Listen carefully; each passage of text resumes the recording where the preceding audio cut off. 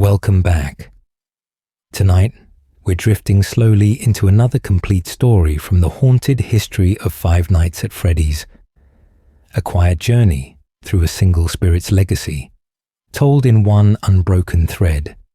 For those quiet hours when you're lying in bed, resting, or simply looking for something calm and steady to fall asleep to. If you've been with us before, you already know the rhythm. We take this tangled web of games, books, and hidden clues, and we smooth it out into a single, gentle timeline you can follow with your eyes closed. From the earliest diners to the latest digital realms, we move step by step, lingering on the details so you don't have to hold them all in your head. You can just listen and let the tale wash over you. The broader saga of FNAF is, at its heart, a story of family restaurants and singing robots, out of innocent children and quiet tragedies that echo across decades. It begins in dusty, low-lit diners where golden bears and rabbits dance for laughing families, then grows into bright pizzerias filled with music, arcade cabinets, and birthday candles. Yet beneath the lights and songs, in the shadows behind the curtains, there is always something haunted watching, always a restless spirit waiting to be noticed. Over time, that simple dream of family entertainment stretches outward, from cramped back rooms with faulty spring-lock suits, to sprawling chains marked by missing children posters, to underground facilities where remnant science tries to trap life after death, and finally into glowing digital spaces where corrupted code carries old grudges forward. The stages change, the technology evolves, but the same names, the same wounds, it keep returning like a recurring dream. Tonight, at the quiet center of that dream, is Cassidy, a child lost in those early disappearances, a presence many believe is bound to the golden slumped figure we call Golden Freddy. Some say Cassidy is the one who whispers, "It's me," the one the gravestones never name, the one who looks at William Afton's long trail of harm and chooses not mercy, but endurance, the one you should not have killed. Across this video, we'll follow Cassidy's story from the first hints of a missing child near Fredbear's era, through cryptic clues in the survival logbook and ultimate custom night, into the theories that claim she is the architect of Afton's endless torment. We'll move through competing ideas, Cassidy alone, Cassidy sharing Golden Freddy with the crying child, and Cassidy as narrator of the entire series, tracing how each game, each hidden line, reshapes her role. You won't need to solve any puzzles yourself. We'll carry you along the full timeline, gently, from diner floors to digital prisons, keeping even the darkest moments calm, measured, and safe to fall asleep to. Framing the golden spirit in the machine. So before we disappear into specific years and incidents, we need to gently frame the presence that will be walking beside us through almost every era of this history. FNAF as a whole is a tangled web of games, books, hidden messages, and quiet contradictions. But tonight, our attention narrows to a single golden thread, the child spirit bound to Golden Freddy, and the way that one restless presence seems to echo through nearly every corner of the series. And when we speak of Golden Freddy, we are not just talking about another mascot on a stage, following predictable paths and simple routines. We are talking about a limp, empty suit that should be harmless, abandoned, and still, yet slips into offices and hallways where it was never scheduled to appear, collapsing in a heap as if dropped by invisible hands. We are talking about a face that flickers in the dark on grainy posters, a skull-like grin staring from the shadows, a golden head that materializes in doorways and security feeds as though the rules of space no longer apply. In the first game, Golden Freddy can crash everything the moment you see him, pulling you out of the experience as if the spirit inside has reached beyond the screen. In the second, he hangs in doorways or floats as a disembodied head, drifting slowly toward you, ignoring doors and lights and cameras. Later, in Ultimate Custom Night, that same presence seems to step fully into the role of jailer, with the chilling line, "I am the one you should not have killed," hinting that this is no ordinary ghost, but a powerful, focused will that refuses to let William Afton's story end. Our journey with this golden figure will be simple, and we will take it step by step. We will move back to the missing child era, to the tragedies that cluster around Fredbears and Freddys, and explore how one innocent victim may have become the soul inside that golden shell.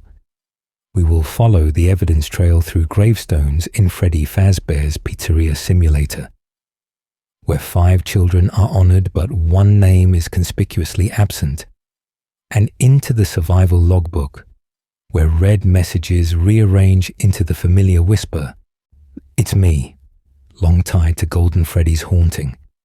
From there, we will watch how that spirit's legacy wraps around William Afton himself. The notion of an endless torture loop, a private purgatory where Cassidy may be holding him, quietly insisting, "Let's just keep him here." We will trace how fans have weighed competing theories, from Golden Freddy as Cassidy alone, to Golden Freddy as a fusion of Cassidy and the crying child, to more complex ideas where multiple souls share the same haunted vessel, and how later games like Security Breach and Ruin complicate or support those ideas. We will move slowly, era by era, letting each chapter unfold in the quiet hours of this timeline, so you do not need to hold every detail in your mind at once. It is all right if you drift, if your thoughts wander, if you let the tale wash over you like a bedtime story told beside a flickering haunted nightlight. All you need to carry is a gentle curiosity, that behind every "it's me" whisper, every golden flash in a hallway, there may be one child's voice, still calling across time, still asking to be heard. In the next part, we will begin at the beginning of Cassidy's story, in the era of missing children and early murders, and watch how a single disappearance may have set this golden haunting in motion. A shared night across the world. And as we follow that faint voice, still calling from behind the words, "It's me," we can pause for a moment in the quiet space we share together right now. You are here, in your own room, in your own corner of the night, but you are not entirely alone. Somewhere else, in another time zone, someone is pressing play on this same story. It might be evening for them, the last light fading behind city buildings, while for you, the world outside is already dark and still. Another listener might be curled beneath blankets at 3 in the morning, phone resting on the nightstand, screen dimmed, drifting slowly towards sleep as the tangled web of FNAF history unfolds in the background. Imagine all of these rooms at once, scattered across the world like distant stars. A quiet bedroom in a crowded apartment block. A dorm room where a laptop glows faintly beside a stack of textbooks. A childhood room with posters on the wall and a small lamp casting gentle shadows over shelves of figures and games. All hearing the same haunted shadows, the same names, the same quiet tragedies of innocent children and restless spirits.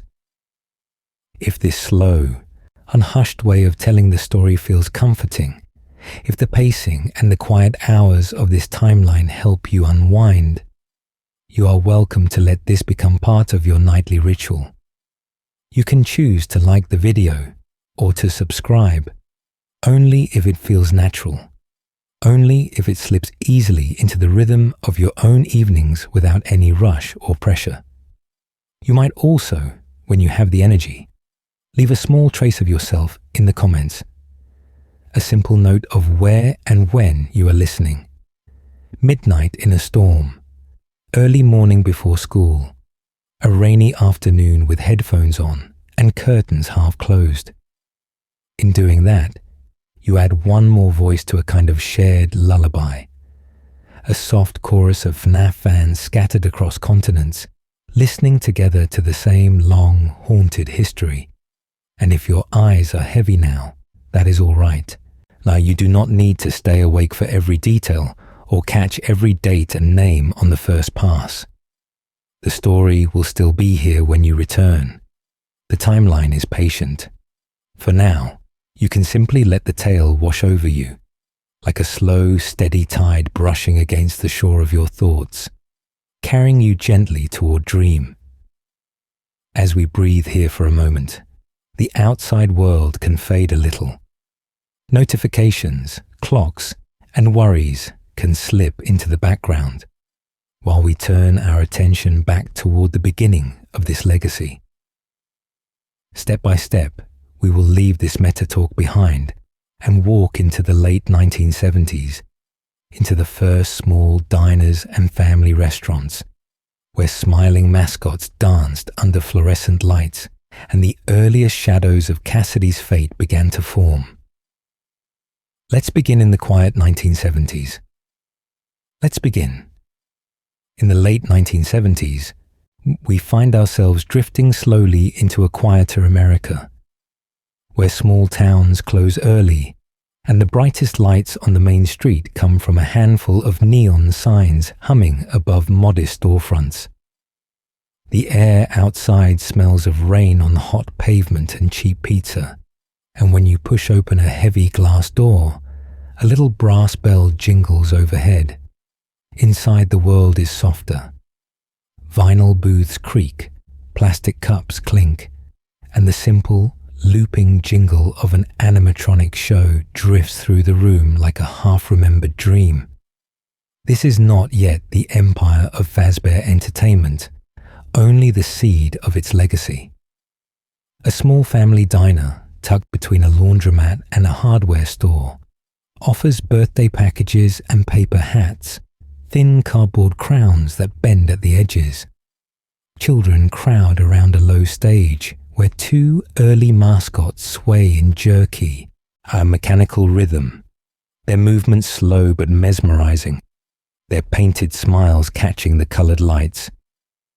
The music is tinny, the decorations are cheap, yet for the innocent guests packed around those tables, this is magic. In a back room that smells of solder and sawdust, two men stand over blueprints and half-finished endoskeletons. Henry Emily, careful and meticulous, wipes grease from his hands as he adjusts a sketch of a bear with a microphone. William Afton, sharper around the edges, talks quickly about opportunities, about franchising, about what these characters could become.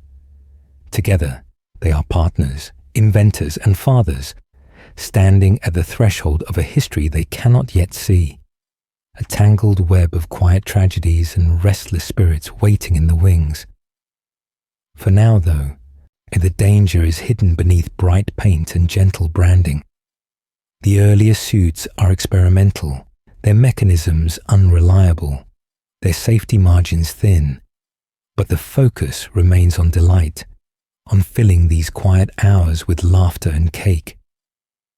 Henry thinks about how to make the characters more lifelike, while Afton thinks about how to make them more profitable. And between those two impulses, something fragile begins to form. A name is chosen. A bear, a rabbit, a stage. Fredbear's, or something very much like it, takes its first careful steps. Somewhere beyond this little diner, beyond the neon and the parking lot and the sleepy streets, time is moving toward the children who will one day walk through these doors. Among them, though no one knows it yet, is a child who will leave a deeper imprint than any other. A child not yet born, or not yet lost, whose anger will one day echo through golden metal and flickering monitors. That child will be called Cassidy by those who try to map this timeline, the one you might think of when you hear the whisper, "It's me." For now, Cassidy is only a possibility, a shadow on the edge of the story, waiting for the right night, the right birthday, the right terrible choice.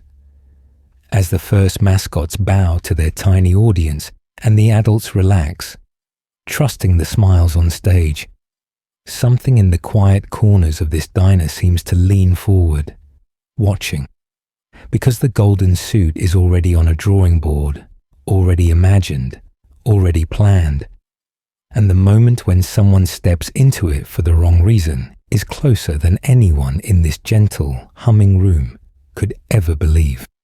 Before the haunting, the first animatronic dreams. So while that golden outline rests quietly on Henry's drawing board, nothing more than ink and intention, the rest of his dream is taking shape in metal and wire and song. In these early days, before missing posters and locked back rooms, Fazbear Entertainment is still, on the surface, a gentle idea about happiness. Henry's vision is simple to describe, but difficult to build. Friendly animal mascots who never get tired.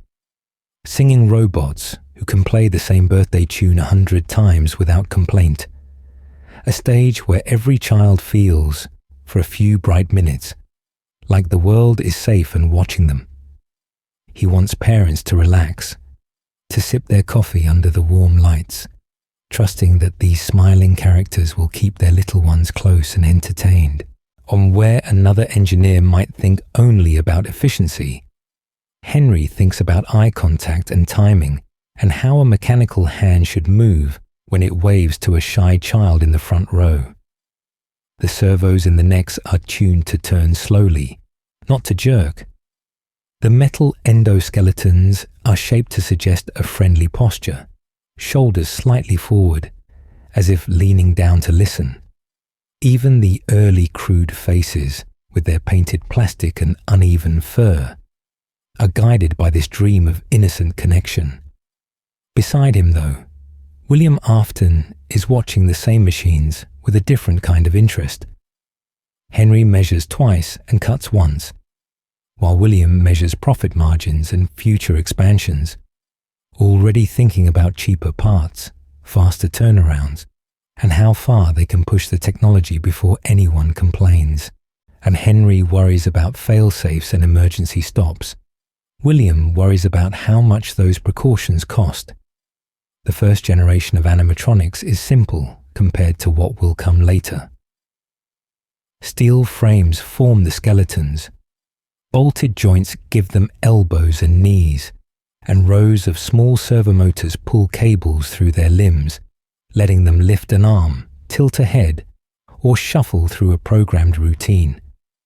Their movements are stiff but charming, like large, careful puppets. Over time, those rough shapes are refined step by step into clearer silhouettes. A bear with a top hat, a rabbit with long ears, a chicken with a bib, a fox with a hook. As the designs improve, a new idea begins to drift through the workshops and planning meetings, drifting slowly from suggestion to blueprint to prototype. What if some of these suits could be worn by human performers and also operate on their own, switching between man and machine as needed? This is the seed of the Springlock suit, a hybrid costume with mechanisms that can be cranked back, clearing space for a person, then released again to let the endoskeleton move independently. On paper, it is efficient, elegant, even brilliant. In practice, it is a delicate compromise between soft fabric and hard metal, between safety and spectacle. Henry, cautious, fills the margins of his notes with warnings and procedures, But William sees only the flexibility, the savings, the extra shows they can schedule. Between those two viewpoints, a quiet fault line opens inside the company's history, almost invisible, yet already part of this tangled web of future tragedy. And if we stand in the dining room during these first successful parties, with the lights glowing and the band playing in gentle, looping patterns, it all looks so harmless. Children laugh, tickets spill from arcade machines, and the animatronics turn their heads in that slow, attentive way Henry programmed. Yet in the storage rooms and maintenance bays, the spring lock frames hang like empty ribs, and the wiring diagrams pile up, more complex each week. The stage feels bright, but the foundations are already uneven. Safety checklists are skipped on busy nights. A latch sticks and is forced instead of fixed. A note about a faulty suit is left on the wrong clipboard and quietly forgotten in the shuffle of opening another location. These are small things, almost nothing by themselves, but in the quiet hours after closing, they feel like shadows lengthening under the doors. We are still early in the timeline before the first confirmed incident, before the first name is whispered in connection with a missing child. Yet even now, if we let the tale wash over us and listen closely between the cheerful songs, we can sense it. Something in this place is already leaning toward tragedy, already calling out to the restless spirits who will one day answer. And among all the empty suits and smiling faces, the space waiting inside that future golden bear feels, somehow, the most patient of all. A golden shape in the corner of the stage. So we linger there, in that feeling of something waiting, and we let our eyes drift from the bright stage to the places the spotlights never quite reach. Not every mascot is meant for the front of the show, and not every creation earns a place on the glossy posters that promise families an innocent night out. In those early Fazbear years, while the company refines its image and repeats the same smiling bear across banners and birthday invites, there is talk behind the scenes of variations, of special models and rarer suits. Somewhere on a designer's desk, there is a sketch of a bear that looks familiar, but not identical. Its fur shaded not in the standard brown, but in a richer, burnished gold, as if the mascot has stepped out of the regular world and into a dream. It is a twin, but a strange one, a reflection in a warped mirror. Fazbear Entertainment, always chasing novelty, while quietly ignoring the warning signs stacking up in their own history, experiments with these alternates. There are prototypes for premium shows, limited events, and maybe even private parties that promise something extra special. Some suits make it to the stage for a short run. Others are tested, rejected, and drift, slowly, into the background of the company's growing inventory. To the executives, they are only assets on a ledger. Fabric, metal, maintenance hours, nothing more. If we follow that inventory down the hall, past the cheerful murals, and into the staff-only corridors, the building changes. The carpet thins, the lights hum, and the air grows still. At the end, behind a door that sticks slightly when you pull it, there is a storage room where the animatronic dreams go to sleep. Racks of unused costumes hang in the half-light, their fabric faces drooping, their mouths frozen in tired smiles. Empty eye sockets stare out over boxes of spare endoskeleton parts and coiled wires. In one corner, away from the narrow window and its weak strip of moonlight, something heavier slumps on a hook. The fur is a muted, dusty gold, catching only the faintest glint when a car passes outside.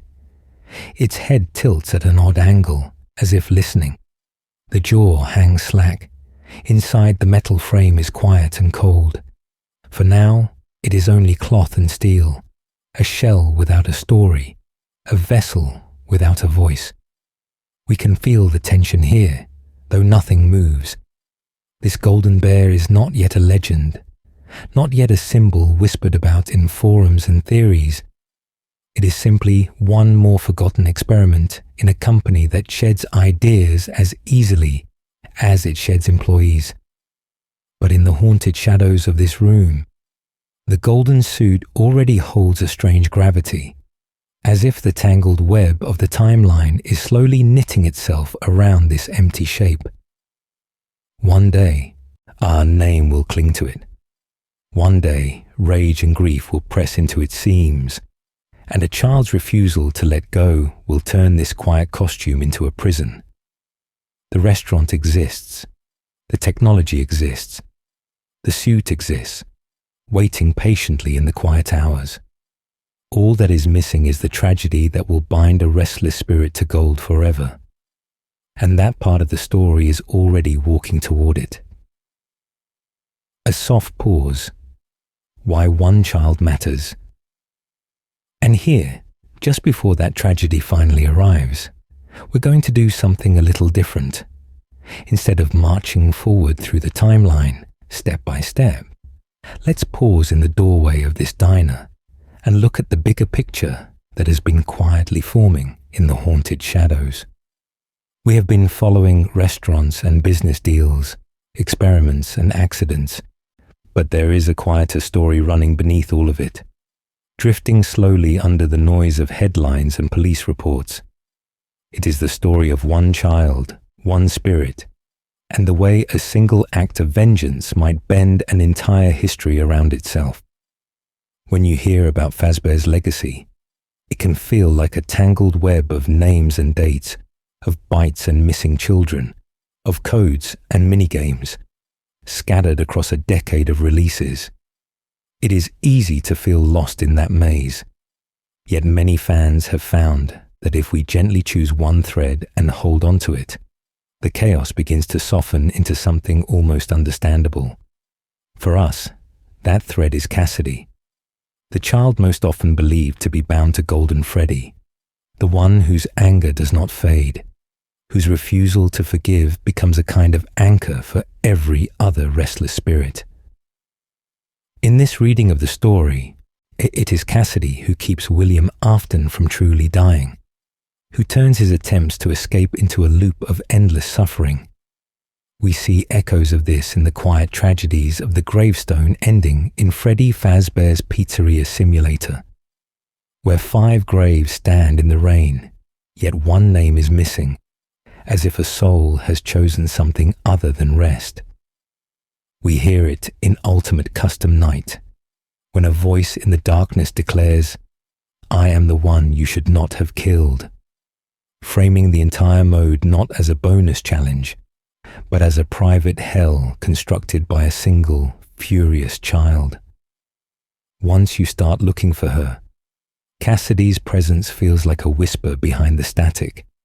The survival logbook, with its red-letter messages rearranging into "It's me," recalls Golden Freddy's earliest appearances, those impossible teleports and game-crashing visions that behave less like a normal animatronic and more like a dream intruding on reality. Some fans imagine that scattered lines, hidden screens, and sudden intrusions across the games are all fragments of the same voice, testing the limits of how far a spirit can reach through ink, pixels, and broken machinery. And if that voice belongs to Cassidy, then everything changes. If she is the one you should not have killed, then every era we have visited so far and every digital afterlife we will visit later can be seen as scenery built around an invisible confrontation. One innocent child and the man who took everything from her. From the first murders in dingy party rooms to the surreal torment of Ultimate Custom Night, the story can be read as Cassidy choosing, again and again, I'm not to let Afton slip away. So as we return now to the 1970s and move forward once more, Let the tale wash over you with that in mind. We are not just watching random horror unfold. We are watching the slow construction of a prison, the shaping of a golden cage. The suit is waiting. The killer is approaching. And somewhere, very close to entering the story, is the child who will turn all of this into an endless reckoning. The missing children. When the laughter stops. So now, as we leave the abstract idea of a golden cage and step back into the ordinary world, we find ourselves on a busy afternoon at Freddy Fazbear's Pizza. The lights are warm, the carpet is worn in that familiar way, and the air is full of overlapping sounds. Arcade machines chiming, children laughing, and parents chatting quietly at plastic tables while they compare coupons and weekend plans. Balloons bob gently above paper plates. The smell of cheap pizza and frosting hangs in the air, and party songs loop from tinny speakers as if they could run forever. Children run from table to table, trading tokens, waving prize tickets, tugging on sleeves, all of them innocent, all of them trusting. They do not see the shadows moving between them. The tall man in the costume who blends into the scenery the way a mascot always does. He is part of the show, and because of that, he is invisible. On this day, the timeline takes one of its quiet tragedies and brings it into focus. William Afton, wearing the familiar spring bonny suit, begins to pull children aside, one by one, with a practiced, gentle voice and promises of secret games in the back. The main room keeps buzzing, but somewhere behind the colored doors, the sound changes. A hallway, a storage room, a door closing with a soft click, while the music outside keeps playing. There is a moment, drifting slowly, when the restaurant does not yet understand what has happened. A parent glances around, expecting to see a child back from the bathroom. An employee checks the party schedule and frowns. The noise of the arcade continues, but the laughter grows thinner, the conversation shorter, as rumor begins to move where the children once ran. The cheerful noise of Freddy Fazbear's Pizza, built to drown out worry, cannot quite cover the growing fear. The games never show this incident directly. We only feel it in haunted shadows and read it in scattered clues. Newspaper clippings, phone calls, and secret mini-games tell us, step by step, that several children never came home, that they were killed and hidden, and that their restless spirits did not simply fade. Instead, they attached themselves to the animatronics, turning friendly robots into haunted guardians, bound to metal shells that now carry both birthday songs and buried rage. Among these victims, the community begins to suspect is a child whose name the games do not speak aloud. Later, gravestones without labels, messages in a survival logbook, and a voice declaring, "I am the one you should not have killed," will be traced back to her, weaving her into this tangled web of history. For now, she is only a presence, a pressure behind the eyes of a golden bear, a shadow behind a golden mask that flickers in and out of our view. As the day winds down, party tables stand freshly emptied, slices of cake gone cold and untouched, balloons swaying above abandoned goodie bags. Parents whisper by the doors. Police lights stain the windows red and blue.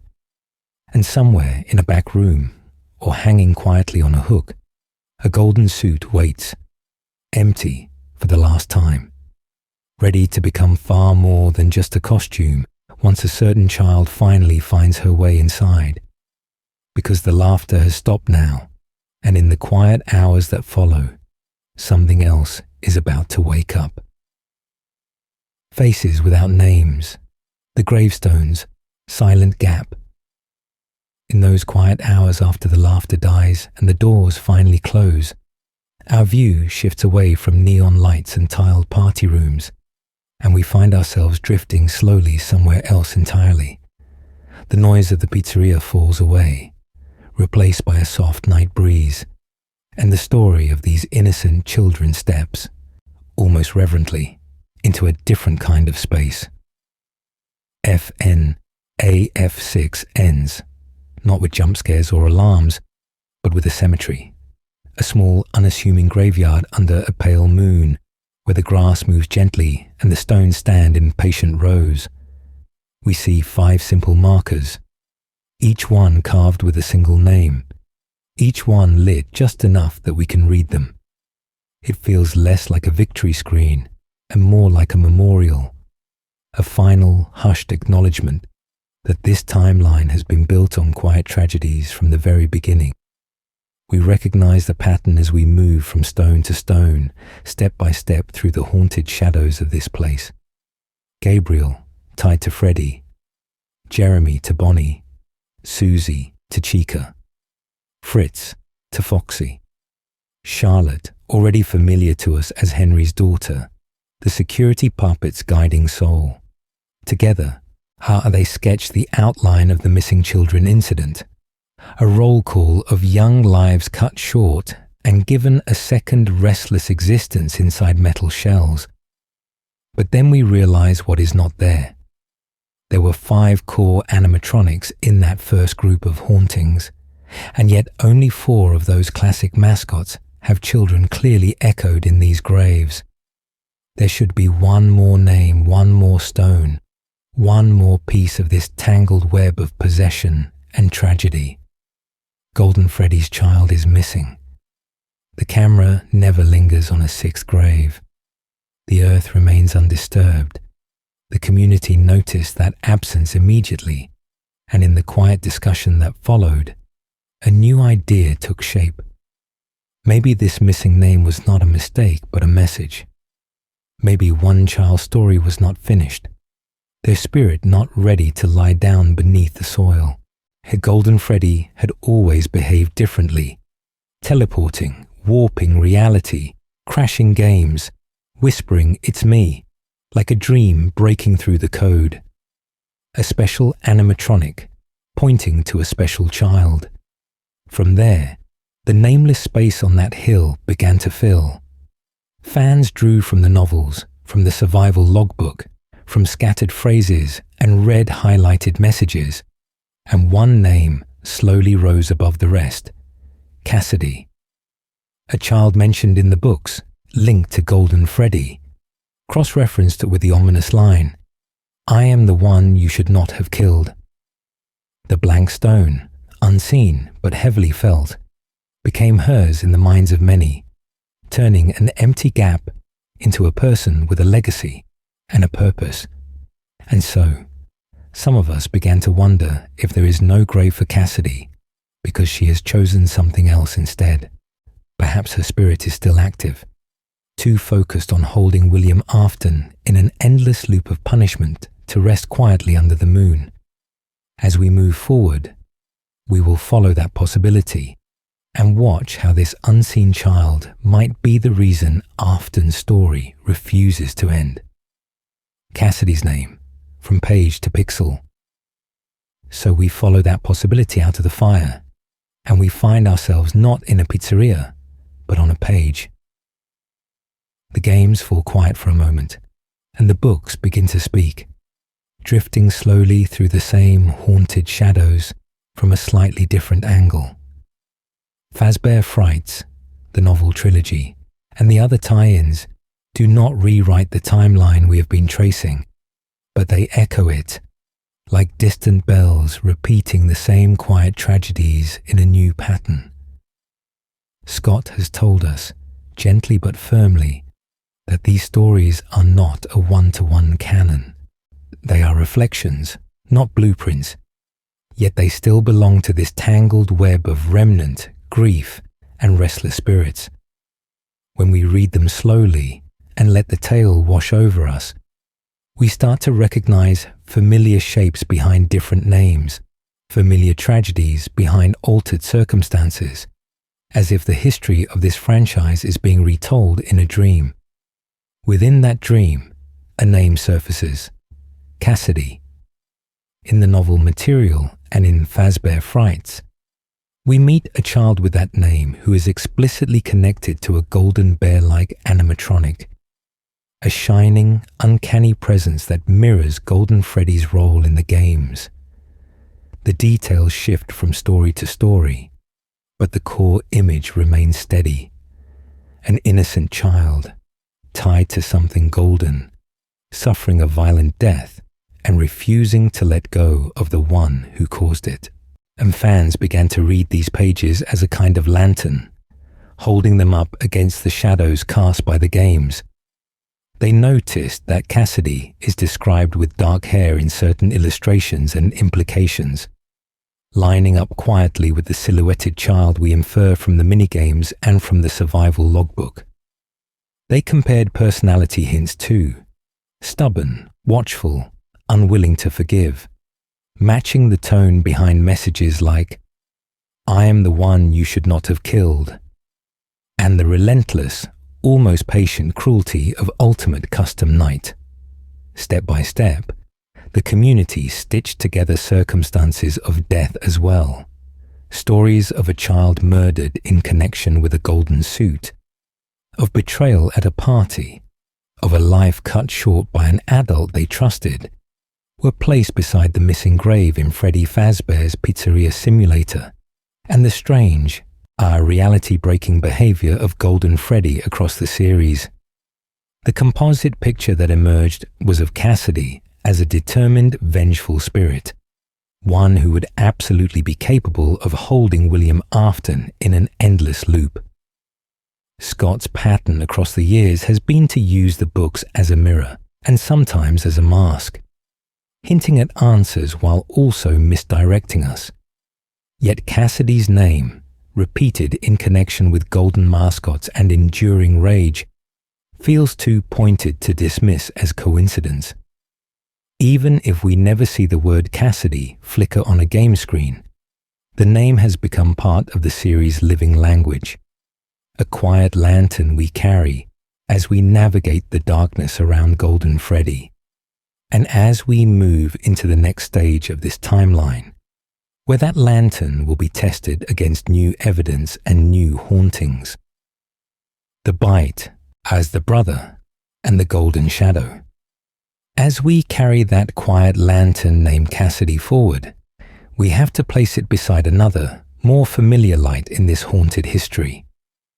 One that flickers around a different child and a different golden jaw.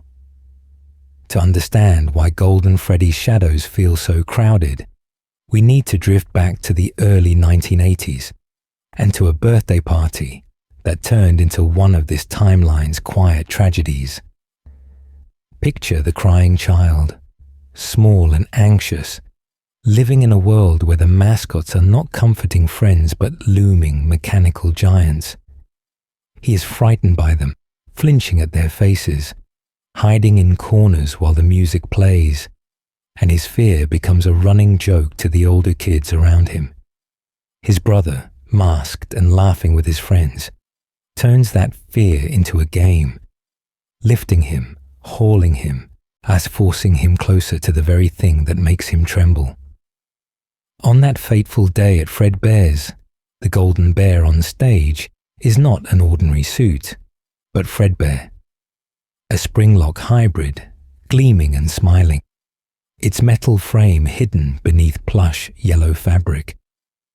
The older brother's teasing escalates, hands grabbing, voices shouting, and the crying child is hoisted up, carried through the noise and lights, and pushed forward until his small head is forced into Fredbear's waiting jaws.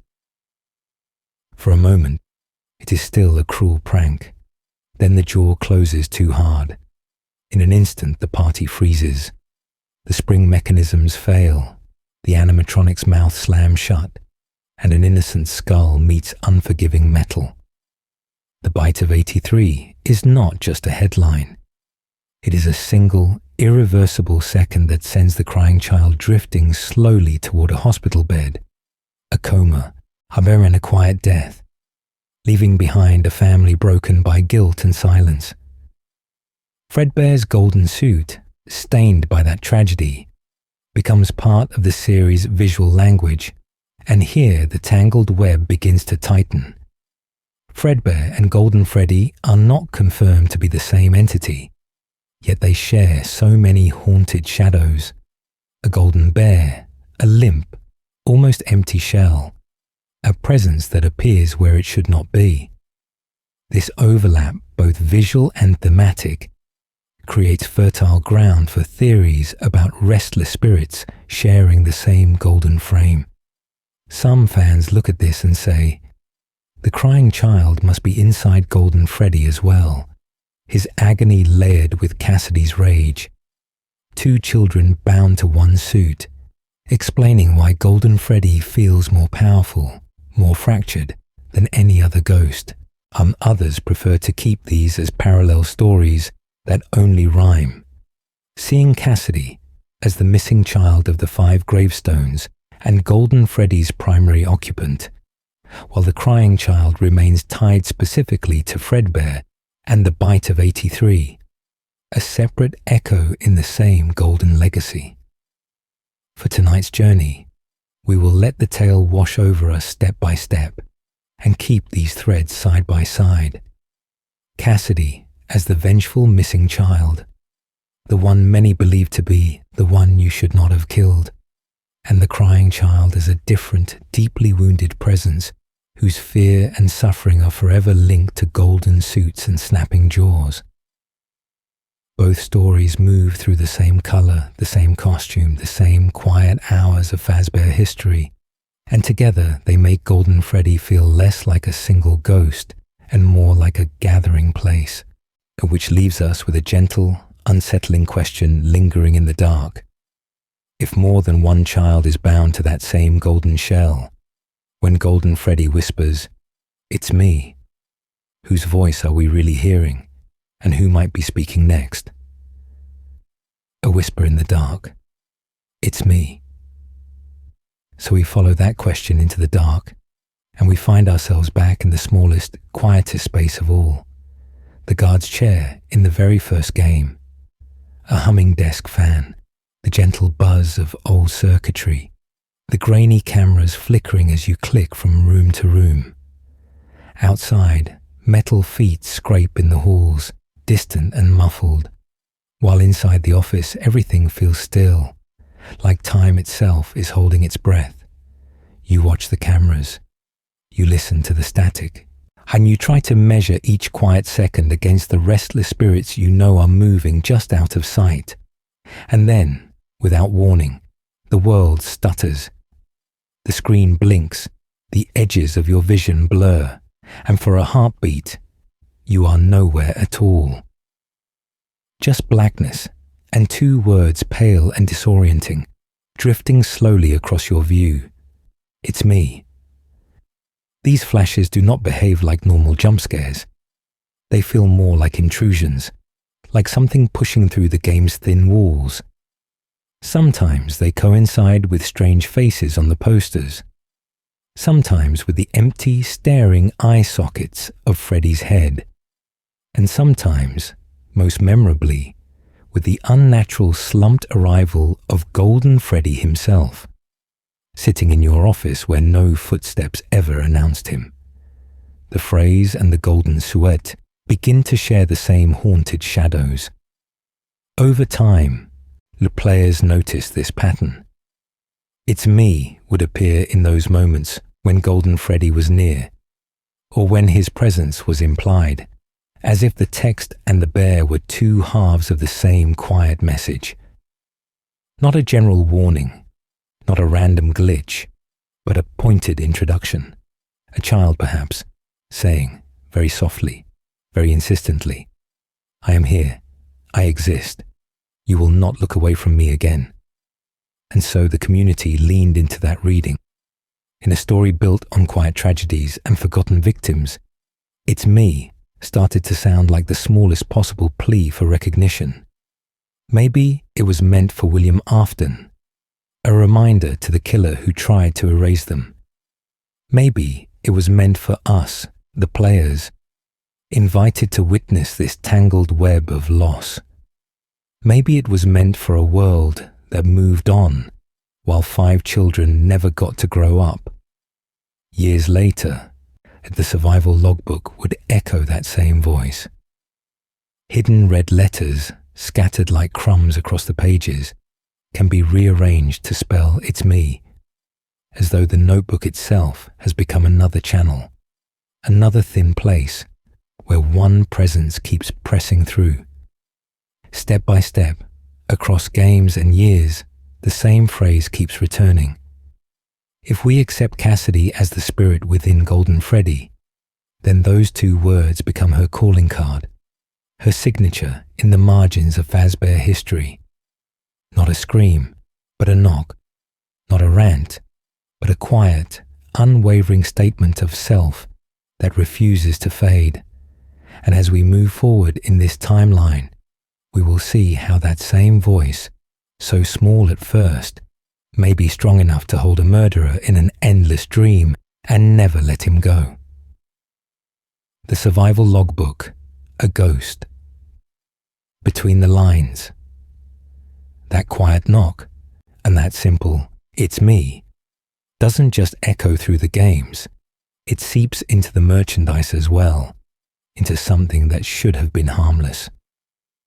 The Fazbear survival logbook, at first glance, is just an in-universe activity book, a worn little notebook meant for bored employees or loyal fans, filled with quizzes, checklists, and silly prompts about working at Freddy Fazbear's Pizza. It looks like a relic of company culture, a way to make the haunted shadows of this place feel playful and safe. But when you sit with it, drifting slowly through its pages, you notice that it doesn't feel new. The art is faded, the spine looks cracked, and the printed questions read as though they were once answered by someone else. Some former guard, or perhaps an older child tied quietly to the pizzeria's history. Then, layered over that printed text, our fans began to see something stranger. Faint, reddish markings, like a second voice pressed between the lines, answering questions no one had asked, speaking to a reader who hasn't even arrived yet. These red highlighted messages are subtle at first. A word here, a letter there. But as people traced them, catalogued them, and compared copies, a pattern began to emerge. It was as if another hand, invisible and patient, had been writing in the margins from beyond the grave, slipping comments between the jokes, whispering corrections over the corporate optimism. When those scattered letters are rearranged, they resolve into familiar phrases, and among them, one stands out with chilling clarity. "It's me." Step by step, the clues tighten. Other hidden prompts in the logbook seem to circle a particular identity, are nudging us toward a name that the main games leave in the quiet hours between jump scares. References that align with the missing gravestone in Freddy Fazbear's Pizzeria Simulator, the association with Golden Freddy, and the consistent use of that calling card phrase all converge on one conclusion. The presence writing in red is Cassidy. Not just a theory, but a restless spirit using the only paper she can reach. There is something gently horrifying about that idea. A child's ghost, already bound to a golden suit, now pressed further, trapped not only in metal but in ink, in a mass-produced notebook that anyone might bring home and place on a bedside table. The timeline stops feeling distant and mythic, and instead it feels intimate, as though this innocent victim has slipped past the screen and into your hands, and asking softly if you can hear her. In doing this, the survival logbook transforms Cassidy from a distant speculation into a character with a voice, a presence that breathes between the printed lines. She is no longer just the one you should not have killed, but a writer, an observer, leaving a trail through this tangled web of quiet tragedies. And as we turn from the page back to the games themselves, we can almost hear that same voice, still whispering through the paper, deciding what kind of fate William Afton truly deserves. Night by night, Golden Freddy in FNAF1. And as that quiet handwriting fades back into the haunted shadows of the logbook, we return to where many of us first met her without knowing her name at all. The cramped security office of the very first game. A tiny island of light surrounded by restless, a humming darkness. We remember the fan, the flickering monitor, the slow ticking of power, and the animatronics moving step by step down the halls. But there is something else here.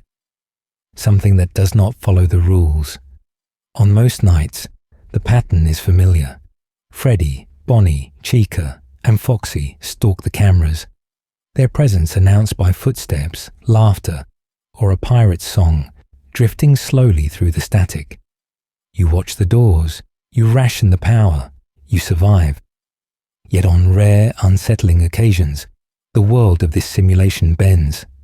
A poster in Wester Hall, usually a cheerful Freddy image, quietly shifts, frame by frame, into a close-up of a golden bear's face with empty, staring eyes. No footsteps, no warning. Just a silent change, as if an invisible hand has reached into the scene and rewritten it. If you flip the monitor down at the wrong moment, that quiet alteration becomes an intrusion. The office that was empty a second ago now holds a limp, slumped figure. A golden Freddy suit crumpled on the floor, head tilted, jaw slack, like a discarded costume that has somehow remembered it once contained an innocent child. There is no mechanical whirring, no slow approach from the hallway, only the sudden knowledge that you are no longer alone. Golden Freddy's jump scare does not feel like the others. The image does not lean in from the doorway or rush you from the left or right. Instead, the golden bear's face seems to teleport directly into view, filling the screen in a burst of harsh, buzzing static, as if the signal itself is being torn apart. In many early versions of the game, this moment could crash the program entirely. I'm ejecting you from the dream with no game over screen, no gentle reset, just a broken silence on your desktop. While the other animatronics stalk within the rules, Golden Freddy steps outside them. This abnormal behavior suggests more than a simple haunting. It hints at a spirit strong enough to reach through code and camera feeds, to twist the timeline of a single night into something personal. A presence that does not merely wander, but chooses. When we look back with the name Cassidy in mind, these moments feel less like random glitches and more like deliberate acts from a focused soul, one refusing to be just another ghost in a crowded pizzeria. Cassidy's legacy in this golden shell is not only confusion or aimless rage.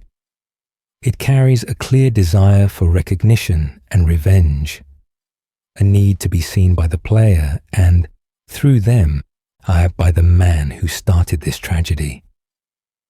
As the screen fills with Golden Freddy's empty eyes, we can imagine that behind them, a child is staring back, patient and unblinking, waiting to be understood. And if this is what a single night looks like under her gaze, we might quietly wonder what happens when she finally finds William Afton himself and decides not to let him wake up. Between shifts, a gentle theory check-in. So before we follow that unblinking stare any further, let's pause together for a moment in the quiet hours between shifts and just look back at the path we've already walked. We've been drifting slowly through a tangled web of clues, and it can be easy, especially when you're listening half in a dream, for the edges to blur. We began with the missing children, how with that early tragedy that hangs over Freddy Fazbear's Pizza like a low fog, In the Bite of 83 era and the years just after, we watched William Afton move from simple cruelty to calculated murder, luring innocents to the back rooms while the restaurant tried to keep smiling out front. Among those lost was a child who didn't get a spotlight in the games, but left a strange echo instead. A golden suit that should not move, and yet does. From there, we noticed the gravestone gap, that quiet absence in the FNAF6 ending, where 5 graves stand but 1 name is missing. The others can be matched to familiar faces, to Freddy, Bonnie, Chica, and Foxy's restless spirits. But 1 stone refuses to speak. At the same time, the books whispered a name. Cassidy, attached to a child with dark hair and a golden bear. And fans began to gently overlay that name onto the empty grave, seeing how neatly it fit into the haunted shadows of the timeline. We watched Golden Freddy's strange behavior in the first game, a presence that doesn't quite follow the rules. Teleporting into the office, collapsing the game, appearing as a limp, lifeless suit one moment and a vengeful, staring head the next. It's me flickers like a quiet chant, from menu screens to hallucinations, and later, in Ultimate Custom Night, that chilling line appears. I am the one you should not have killed. The games never lean forward and say, plainly, this is Cassidy, but step by step, the pattern of clues forms an outline. A wronged child, a golden vessel, and a killer who cannot wake up. If some of the specific dates or side details have already slipped away as you listen, and that's all right. Let the tale wash over you. What matters is the feeling that remains. The image of a small, furious soul bound to a golden suit, the sense of William Afton trapped in an endless night, and the quiet tragedies that repeat until someone finally understands. And here's a gentle question to hold as we move on. If Cassidy is already this present in the early games, shaping jump scares, hallucinations, even entire endings from the background, what will it look like when we reach the point where she directly confronts Afton and decides how long his suffering should last? For now, we'll leave that thought floating at the edge of your awareness and step forward into FNAF 2 and beyond, watching how Golden Freddy's role shifts as the series grows more complex, more haunted, and more openly ruled by the child in gold. Prequel lights, Golden Freddy in FNAF 2. So we step forward together, and the lights come up. FN. AF2's restaurant is not the dim, lonely maze of the first game. It is brighter, busier, almost cheerful on the surface, with more animatronics on stage, more plastic colours, more noise spilling through the vents and halls, as if Fazbear Entertainment is trying to drown out its own history with music and chatter. Toy models, old withered suits, balloon vendors, the puppet watching from its quiet box. The building feels crowded, alive, and yet, in the middle of all that movement, a familiar golden shadow keeps appearing where it should not be. Here, Golden Freddy does not wait politely for the end of the night. He slips into the cameras as a disembodied, floating head, staring directly at us with those empty, haunted eyes. A presence that is less an animatronic and more a thought that has learned how to look back. At other times, he manifests fully in the office, slumped on the floor or looming in front of us. A broken, impossible thing that has no footsteps and no approach.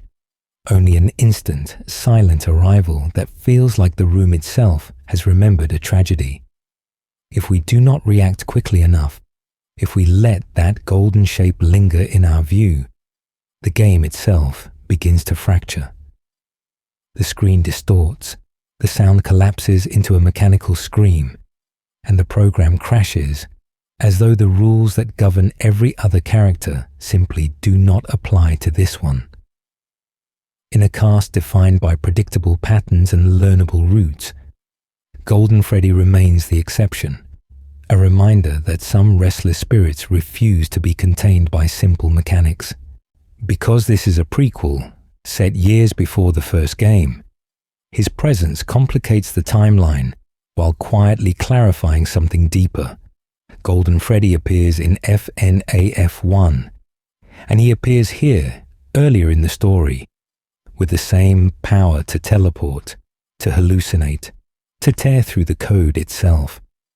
We begin to see that he is not tied to a single pizzeria, not anchored to one era on our neat little chart, but drifting slowly along the entire history, slipping through these haunted shadows whenever the story brushes too close to William Afton's legacy. Step by step, that idea grows more persuasive. Perhaps Golden Freddy is following a person rather than a place, tracking the man who created the suit, committed the murders, and sparked this tangled web of quiet tragedies. In that light, and every sudden appearance becomes less of a random jump scare and more of a signpost, a gentle but chilling marker that Cassidy's unfinished business is near, and that wherever the golden bear materializes, we are standing at one of the fault lines of the whole timeline, very close to the heart of the dream she refuses to let end. Soon, another game will make that pursuit feel even more direct. The puppet, the gifts, and the golden outlier soon. Another game will make that pursuit feel even more direct. Before we reach that point in the timeline, we need to pause in the quiet hours and look at the larger pattern that Cassidy is stepping into.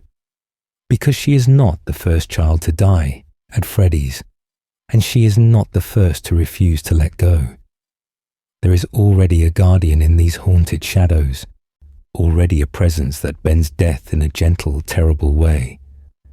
That presence is the puppet.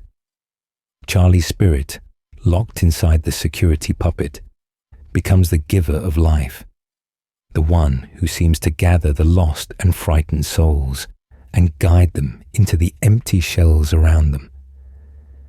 In the aftermath of Afton's killings, as bodies are hidden and the restaurant tries to move on, the puppet does not. It drifts slowly through the rooms, following the echo of each innocent life, matching child to animatronic, turning cold metal into restless spirits with purpose. Most of the children we associate with these murders settle into a pattern we can almost recognize. One soul for Freddy, one for Bonnie, one for Chica, one for Foxy. Their behaviors, their little quirks in the games, feel like faint reflections of who they were. Freddy steady, a looming presence like an older sibling watching from the dark. Bonnie's constant, almost anxious movement. Chica's fixation on food and celebration. Foxy's bursts of speed and isolation behind the curtain. In this tangled web of tragedy, each animatronic becomes a mask for a single, focused grudge.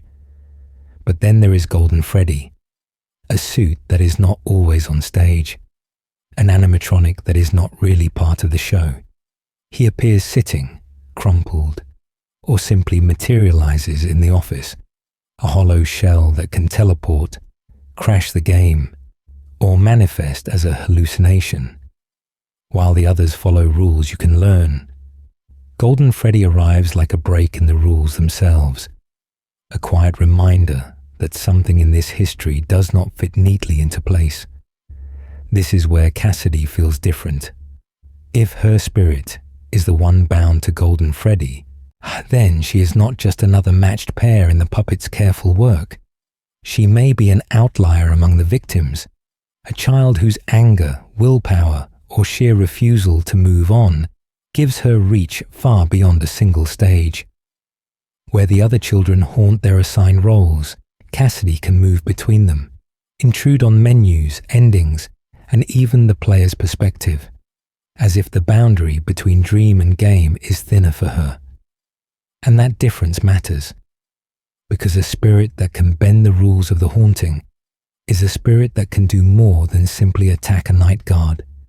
It may be why, when the time finally comes to confront William Afton directly, Cassidy is able to hold him in a place far worse than death, a personalized prison we will step into when we reach Ultimate Custom Night, and the voice that quietly says, I am the one you should not have killed. FNAF 3 and the first echoes of Afton's punishment. And so, with that quiet warning hanging in the air, we move forward in the timeline, drifting slowly to a different kind of stage, where William Afton's arrogance finally turns inward on itself. Years have passed, the headlines have faded, yet the legacy of the pizzerias refuses to die, resurfacing in the most unsettling way. As a tourist trap, in Five Nights at Freddy's 3, the past is no longer hidden in police reports and whispered rumors. It is turned into decor. Fazbear's history is stripped for parts and rearranged into a horror maze, a place where guests can walk through dim corridors lined with cracked posters, burned show stages, and dusty props, and laugh nervously at tragedies they do not understand. The walls feel wrong, are patched together from different locations, different years, different quiet tragedies, as if the whole building is a collage of haunted shadows. We move through those halls with the night guard, watching as old audio logs play and paper-thin decorations sway in the recycled air, while somewhere deeper in the structure, something older and far less theatrical waits. In a hidden back room, sealed away and forgotten, the last real remnant of William Afton's original sins is still standing. A corroded springlock suit, stained with time, waiting like a trap he accidentally set for himself. When the police once closed in on him, when his crimes finally circled back, Afton did what he had always done. He reached for a mask. He stepped into the Spring Bonnie suit, and trusting the same fragile mechanisms he had used for years to lure innocent children. But the moisture, the age, the panic, all conspired against him. The spring locks failed. Metal snapped back into place with brutal precision. In that cramped, filthy room, William Afton was crushed inside his own creation, left to rot within the costume that would be renamed by history as Springtrap. FN. AF3 tells us a story of release. As we guide the night guard through minigames, we see the children's spirits finally given a path to move on, step by step, away from the place that bound them. The attraction burns, the props blacken, the rooms collapse. Officially, it feels like an ending, a gentle closing of the book, but Afton does not end there. His body decays, yet something in that twisted, remnant-soaked corpse clings to movement, clings to awareness, and he survives in an undead, shambling form, more monster than man. The fire at Fazbear's fright scorches him, but it does not erase him. It only hardens him. For now, the children are freed, their restless spirits given a moment of peace. But the personalized prison we spoke of has not yet been built. Cassidy's hand is not fully on the wheel. Not yet. Springtrap smolders in the flames, eyes burning in the dark, and somewhere, in the deeper layers of this tangled web, a golden-eyed child watches, unsatisfied, waiting for a punishment that truly fits the crime. The pizzeria simulator, graves, fire, and one missing soul. Springtrap smolders in the flames, and we move with him into the next great burning, the one that feels less like a jump scare and more like a funeral.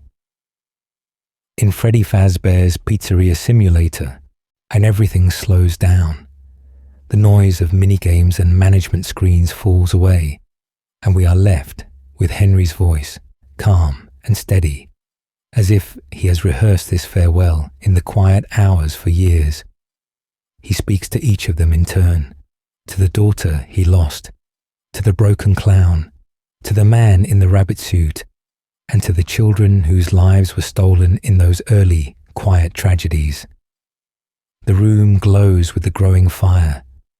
Metal cracks, plastic melts, and for a moment it feels almost ceremonial, as though this cursed history is finally being folded closed, page by page, under a curtain of smoke and heat. We are not watching a game over. We are attending a planned ending. When the flames have done their work and the screen drifts slowly into that familiar black, the game takes us somewhere softer, somewhere that looks like peace. We see the gravestones again. The same 5 markers we first glimpsed at the end of the 4th game, standing together in a gentle, moonlit clearing. No screams now, no jump cuts, just stone, grass, and the suggestion that the main child spirits, the ones who haunted Freddy, Bonnie, Chica, Foxy, and one extra presence, have finally been laid to rest. Names appear on most of them, drawn from clues we have followed step by step across this tangled web of minigames and hidden endings. We can trace Gabriel, Jeremy, Fritz, Susie, and the others, and we feel the timeline tightening, as if the story is carefully placing each innocent victim where they belong, giving them the closure they were denied in life. Their agony, we are told, has ended in the flames. Their restless spirits have let go. And yet, one name is missing. One grave remains anonymous, its identity veiled, as though the camera itself hesitates to look too closely. In a series that delights in secrets, this absence does not feel accidental. It is like a door left slightly open, in an otherwise sealed room, a small, deliberate gap in an ending that pretends to be absolute.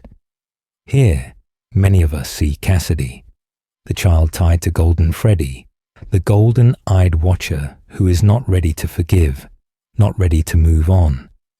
While the others accept release, she clings to her hatred of William Afton, holding fast to the belief that his punishment has not yet matched his crimes. The fire consumes buildings and bodies, but it cannot burn away that focused, lingering will. So the pizzeria is reduced to ash. The gravestones stand in quiet rows, and Henry's last words fade into the haunted shadows of this long legacy. Yet Cassidy's thread does not break. Her story slips past the flames into a place beyond collapsing ceilings and broken animatronics, where death is not an ending, but a tool, and where one vengeful child is about to take control of the dream. A soft lantern in the dark, remembering the clues. Her story slips into that dreamlike place, and before we follow her there, we need to do something gentle and important. We need to pause, to turn, just for a moment, and look back at the quiet trail of clues we've been drifting slowly along this whole time. In the ashes of Freddy Fazbear's Pizzeria Simulator, we saw the gravestone ending.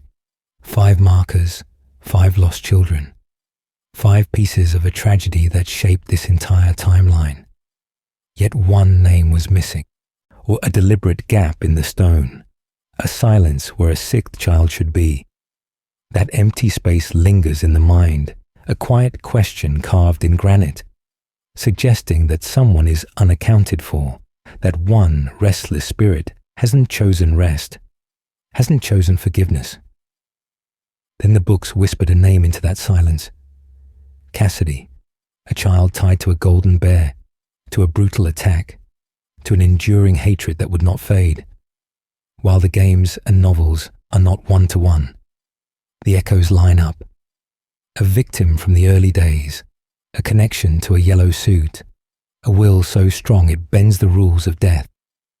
Step by step, this name starts to feel less like a random character and more like the face behind that missing gravestone. In the survival logbook, something stranger happens. On the surface, it's a simple merchandise tie-in, a playful workbook for fans, but hidden in different inks and red highlighted letters is a message that can be rearranged to spell out, "It's me." That phrase has haunted us since the first game, flashing on the screen with Golden Freddy's sudden appearances, as if the golden suit is not just an animatronic, but a voice, trying again and again to be recognized. Golden Freddy himself has never behaved like the others.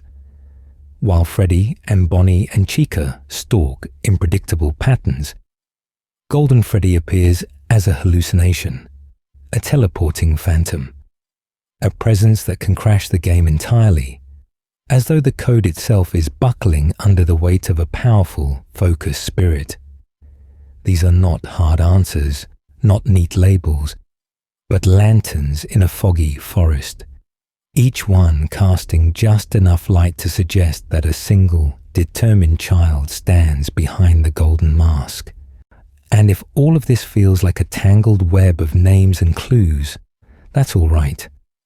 You don't have to memorize every gravestone, every hidden phrase, every obscure detail. You can let the tale wash over you. What matters most is the emotional through line. An innocent child, betrayed and murdered, holding on so tightly to anger that even fire cannot end her story. Now, we are about to cross a threshold. We are leaving the physical restaurants and security offices, slipping away from cameras and doors and power meters, and moving into a strange, almost metaphysical space where death is elastic and time loops on itself. Imagine yourself sinking deeper into the mattress, breathing slowly, as if you're drifting into someone else's nightmare. Because on the other side of sleep lies a personal hell, built for one man by one child. And in that endless night, Cassidy's voice will finally become clear. Ultimate Custom Night, a prison made of jump scares. On the surface, we seem to wake up somewhere familiar. A menu screen, a grid of faces, sliders and options and noise. Ultimate Custom Night presents itself as a playful challenge, a chaotic sandbox where we can build our own nightmare, then lean back and let the tale wash over us as animatronics swarm from every corner of the screen. It looks like pure excess. Jump scares layered over sound cues, power management, vents, ducts, and doors, all demanding attention in the quiet hours of the night. We scroll through an entire roster of threats, from the earliest classics to strange, almost forgotten faces, and every one of them has a rule to learn, a pattern to memorize, a tiny ritual to keep them at bay.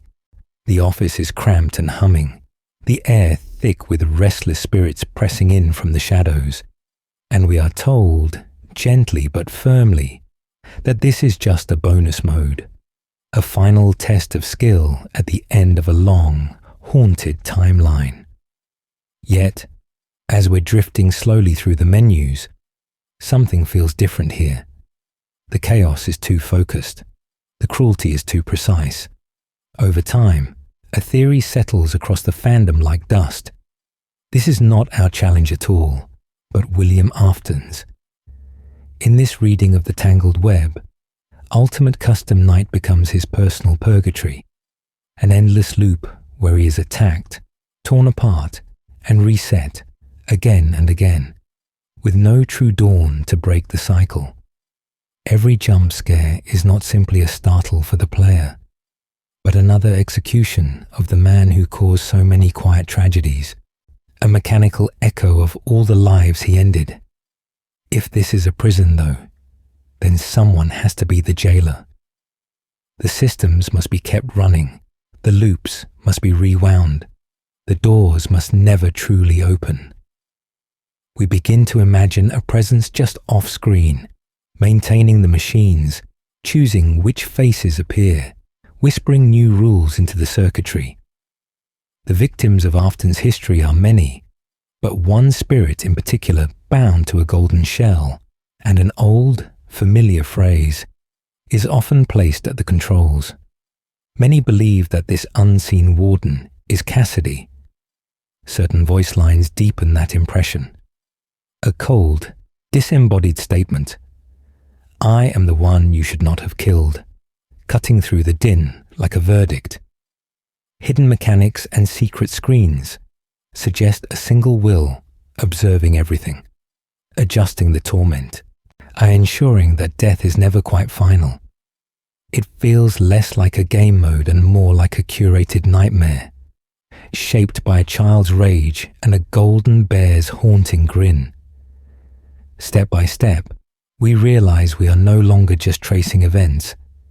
We are entering Cassidy's domain, a realm suspended between dream and punishment, where Afton's legacy is to suffer, and where our next stop in the story will be to finally meet the child behind the mask. I am the one you should not have killed. And in the middle of that curated nightmare, in the middle of all the noise and flashing threats, one voice cuts through with a different kind of quiet. While the other animatronics scream, taunt, and jeer, there is a moment in Ultimate Custom Night where the soundscape seems to pull back, and we are left with a single line delivered in a calm, almost gentle murmur. I am the one you should not have killed. It is not shouted. It is not distorted into something monstrous. It arrives like a thought you almost missed, drifting slowly up from the depths of the simulation. And that restraint makes it feel heavier than any jump scare. In a game mode overflowing with chaos, this one sentence feels carefully placed, as though the restless spirits behind the code agreed to let a single speaker step forward, just for a breath, to explain why this torment exists at all. The wording matters. Not, we are the ones you should not have killed. Not a chorus of victims, but a singular accusation. I am the one. It implies that among all the innocent children Afton lured away, there is one death that was a critical mistake. A one child whose murder unbalanced the quiet tragedies of this haunted history and created something he could never outrun. This is not a generic condemnation of a serial killer. It is a personal grievance, sharpened and repeated, like a name spoken in the dark. When we follow the tangled web of clues the series leaves behind, that I begins to look a great deal like Cassidy. If she is the one he should not have killed, then Ultimate Custom Night becomes her chosen punishment, her decision to keep him here, locked in an endless loop of jump scares and resets. Step by step, every attack, every reset to midnight, every mocking line from the animatronics turns into an echo of her will, a child's rage stretched across a digital eternity. This voice does not come to us in a vacuum. From the very first game, and Golden Freddy has been tied to a different phrase, flickering in hallucinations and static. It's me. Those two words haunted the shadows of camera feeds and office walls, a nameless presence trying to be recognized. Now, years later in the timeline, that same presence seems to finally elaborate, expanding its me into a full, chilling explanation. It is me, the one you should not have killed, the one who remembers. In that sense, the Golden Bear's legacy becomes a slow revelation. First, a face that should not be there. Then, words that brush against your vision. Finally, this clear, measured line, spoken not with a name but with a wound. In this quiet hour of the story, it feels as though the ghost behind the golden mask has stepped out of the dream and addressed William Afton directly. And as we move forward, we will follow that voice back to its origin, to the missing child whose absence on a gravestone speaks louder than any scream. A conversation in hell.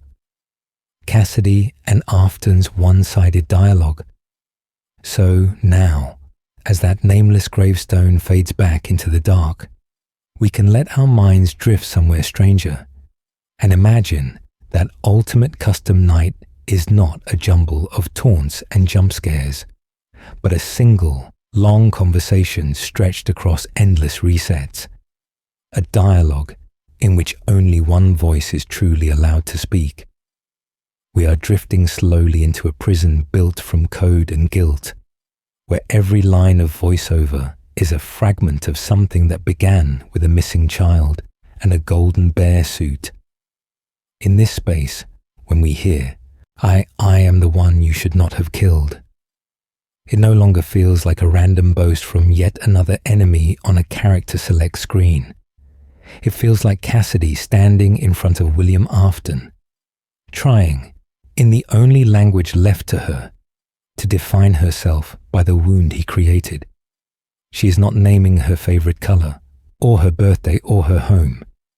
She is naming her tragedy. In the quiet hours of this digital hell, that sentence becomes her history lesson and her accusation, all at once. Other lines fall into place around it, like pieces of a broken conversation. This is a nightmare that you won't wake from. Sounds less like a threat and more like a verdict, spoken by someone who has watched him evade death again and again, from springlock suits to burning buildings, and has finally decided that if the world cannot hold him accountable, why she will. When a voice promises, let's see how many times you can be pulled apart, we can hear not just cruelty, but a child's attempt to mirror back the dismemberment of her own life, to make him feel, frame by frame, what he once made feel so brief and quiet. If we listen closely, we can almost imagine how Afton might try to answer. Perhaps he begins with denial, then anger, then hollow jokes, trapped in a loop, where every death should teach him something, where every failure should etch remorse into his soul. But Cassidy will not allow that lesson to land. The night always resets before growth can take root. The pain always returns before reflection can soften it. And in this tangled web of punishment, he is kept moving, always reacting, never truly changing. And there is a deeper tragedy here. I'm resting in the haunted shadows between jump scares. By refusing to let go, by holding him on the hook of her fury, Cassidy binds herself to the same cycle, an innocent life now defined only by revenge, her spirit as restless and trapped as the killer she despises. Step by step, each line she speaks becomes another chain link around them both, another reason neither can drift free into whatever dream might have come after. In this place of looping screams and sudden static, the loudest sound may not be the shrieks or the mechanical laughter, but the long, heavy silence between Cassidy's words, where everything she cannot say hangs quietly in the dark. Is this justice or just another nightmare? In that long, heavy silence, we find ourselves facing a quieter question, on one that drifts in the background of every jump scare and every looping scream. If Cassidy is the one holding the chains, if she is the architect of William Afton's endless torment, are we watching justice unfold? Or just another nightmare being born in the dark? On the surface, it feels simple. An innocent child is murdered, her life folded abruptly into the haunted shadows of a golden suit, her name quietly missing from the gravestones we see in Freddy Fazbear's Pizzeria Simulator, her presence instead hinted at in messages like "It's me" and the chilling line, "I am the one you should not have killed." Step by step, the timeline seems to lead us to her as the one who finally traps Afton, who refuses to let him slip away into death or escape into new bodies and new machines. But as we drift further into this tangled web, and that certainty begins to blur, in so many ghost stories, vengeance begins as something we can understand, even feel drawn toward, yet slowly it corrodes the person who holds on to it, grinding down their memories, their softness, until the victim starts to resemble the monster they chase. In Ultimate Custom Night, Afton is caught in a personal hell of jump scares and taunts, replayed forever, and Cassidy's voice threads through it like a quiet verdict. It feels like justice, and yet it never ends. It never softens. It never lets either of them rest. We can see a contrast forming in the wider history of this haunted place. In Five Nights at Freddy's 3, when the burned attraction collapses and the souls of the original animatronics are finally set free, we glimpse restless spirits who, at last, eyes are allowed to drift slowly away from the site of their tragedy. In FNAF 6, Henry's final fire tries again to gather these broken pieces, to end the legacy of suffering and release the children bound to the metal. And still, Cassidy lingers, bound to Golden Freddy, refusing the exit that others seem to find.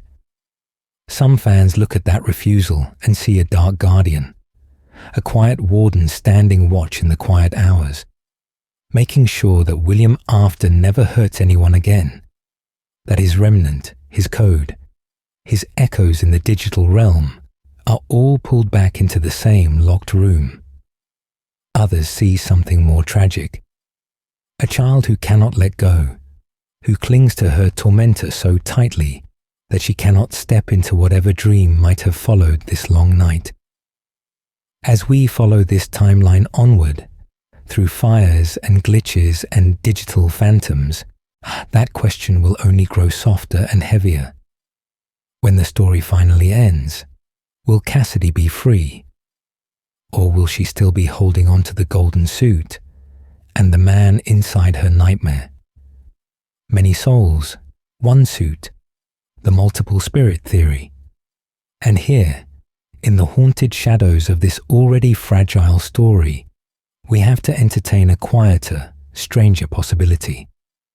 What if the golden suit Cassidy clings to is not hers alone, but a shared vessel, holding more than one child's grief, more than one unfinished ending, drifting slowly together in the same empty shell? From the beginning, Golden Freddy has never behaved like the others. He does not simply patrol a hallway or follow a programmed route. He appears as a hallucination, as a crash, as the whispered "it's me" that seems to come from nowhere and everywhere at once. And that strange presence has led many of us to wonder whether we are dealing with a single, focused soul, or a tangled web of memories and emotions layered over each other, like echoes in an abandoned room. When we look back along the timeline, the crying child rises quietly from the background. He is the boy whose head is crushed in Fredbear's jaws during the bite of 83, the innocent child whose last moments are bound to a golden bear on a stage. His whole tragedy is wrapped around Fredbear, the predecessor to Golden Freddy, and his family's history is the spine of Afton's legacy of harm. Golden fur, a wide jaw, a stage shared with a golden rabbit. The imagery of Fredbear and Golden Freddy overlaps like two dreams laid on top of each other. So one theory, growing slowly through years of clues and contradictions, I'd suggest that Golden Freddy might hold both Cassidy and the crying child. In this view, Cassidy is the active force, the one who says, "I am the one you should not have killed," the one who shapes Ultimate Custom Night into a private prison for William Afton.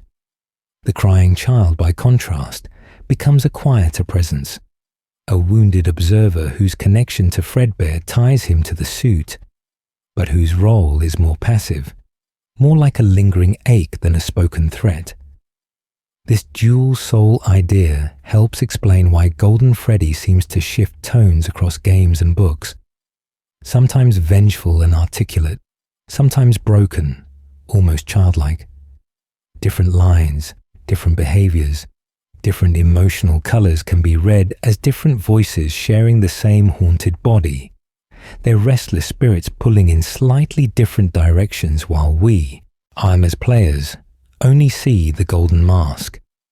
In the quiet hours of theory and debate, this shared identity softens some of the contradictions that would otherwise fracture the narrative completely.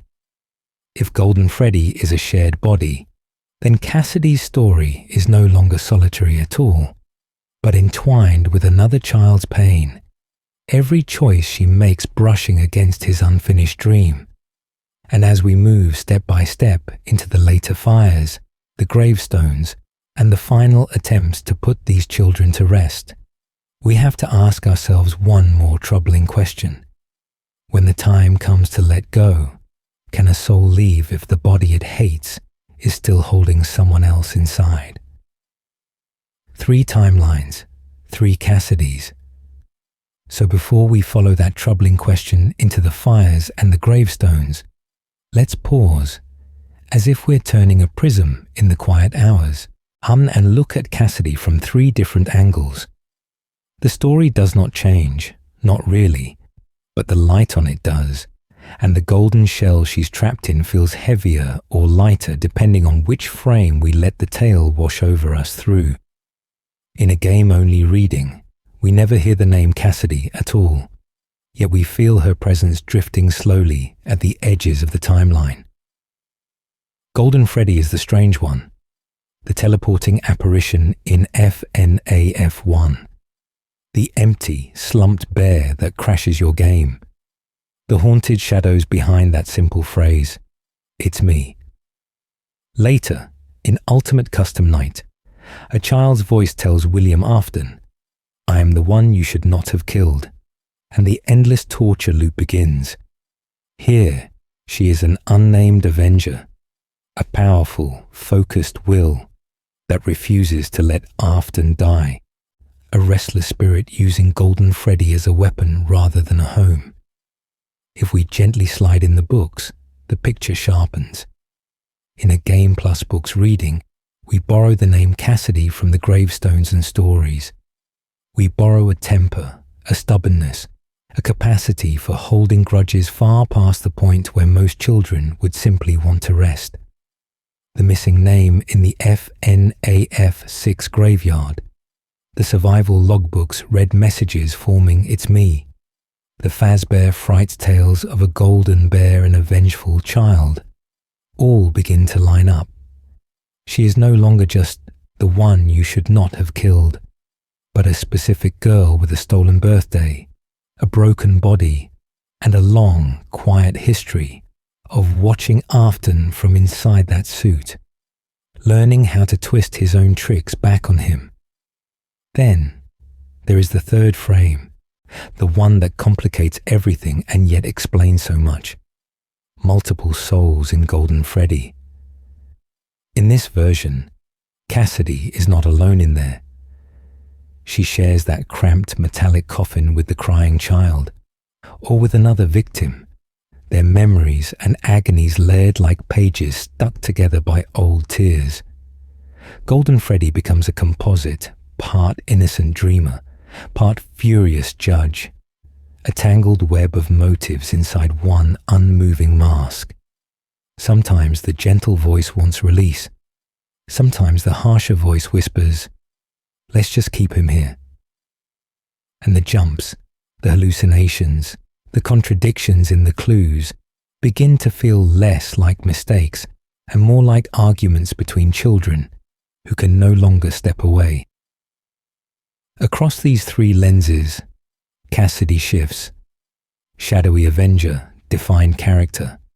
One voice among several in a crowded golden shell. You do not have to choose tonight. You can let all 3 possibilities drift around you like overlapping dreams, different ways of telling the same quiet tragedies. As we move on, step by step, into the fires meant to end it all, we'll keep all 3 Cassidys in mind and see which one seems to be standing closest to the flames.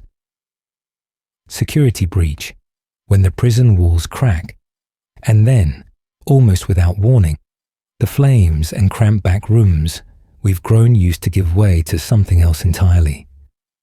We open our eyes, drifting slowly, not into another quiet storage closet or lonely office, but into a vast, glittering cathedral of neon and chrome, the Mega Pizzaplex.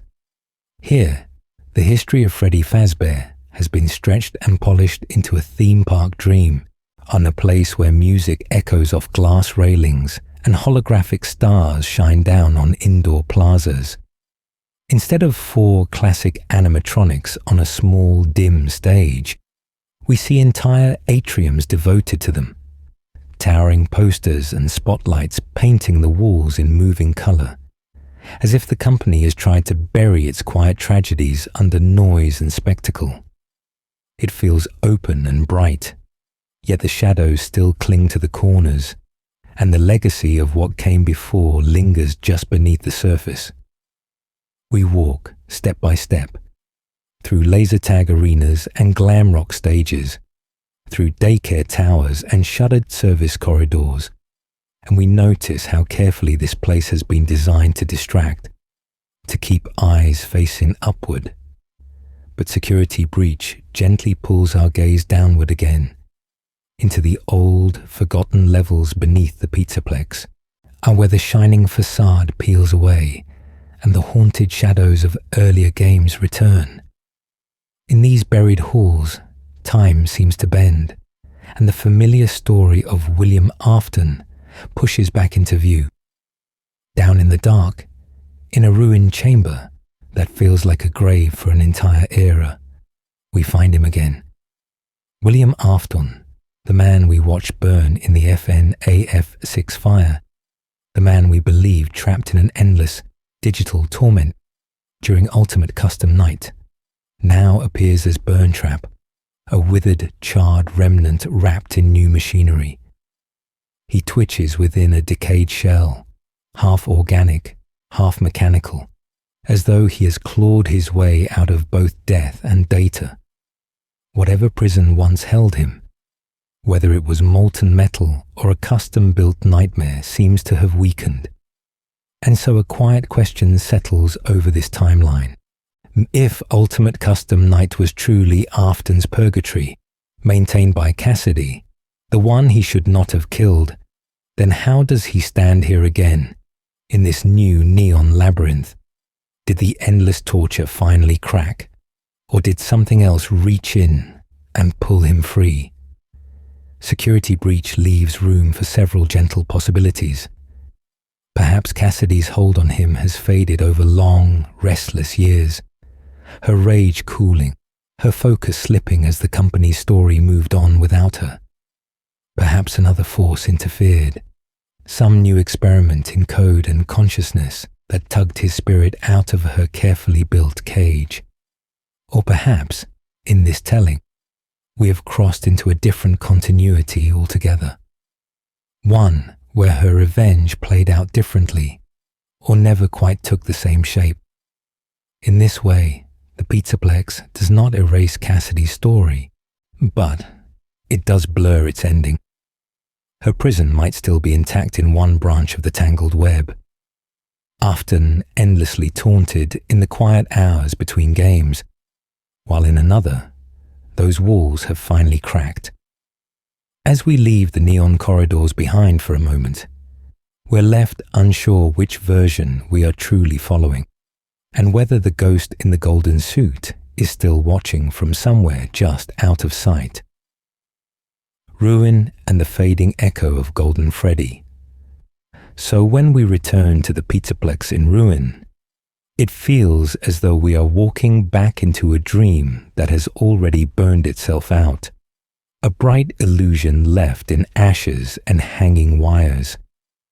The neon that once screamed for attention now flickers in the distance, and long, quiet corridors stretch ahead, half flooded, half collapsed, closer in spirit to the haunted spaces of the early restaurants than to the glossy mall we first explored.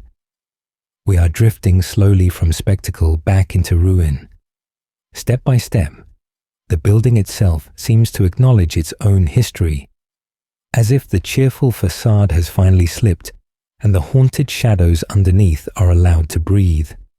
Cracked monitors loop broken advertisements, party rooms are buried under debris, and the Fazgod's lights smear weakly across the dark, like memories refusing to let go. In this ruined pizzaplex, we feel the legacy of all those earlier locations, the same quiet tragedies echoing through newer walls, the same restless spirits implied rather than shown. Yet amid this collapse, William Afton's presence feels strangely diminished, almost reduced to an afterimage. Burntrap's twisted body is gone, his influence scattered into rumours of the mimic and fragmented code, and the towering set-piece villain of earlier chapters becomes more of a faded stain than an active monster. The power he once held over the story, over the timeline itself, is slipping, while other forces, digital and mechanical, take centre stage. It is as though the man who refused to die has finally been pushed to the edge of the frame. And in this new darkness, there is almost no explicit whisper of Golden Freddy, no direct mention of Cassidy, no golden suit lurking in a corner to crash the game. Their absence is loud. For some of us, that silence feels like a kind of closure, as if the child who said, "I am the one you should not have killed," has finished what they set out to do and stepped away. For others, it feels like a mystery left untouched, or a ghost deliberately not named so that the foundation of fear remains quietly intact.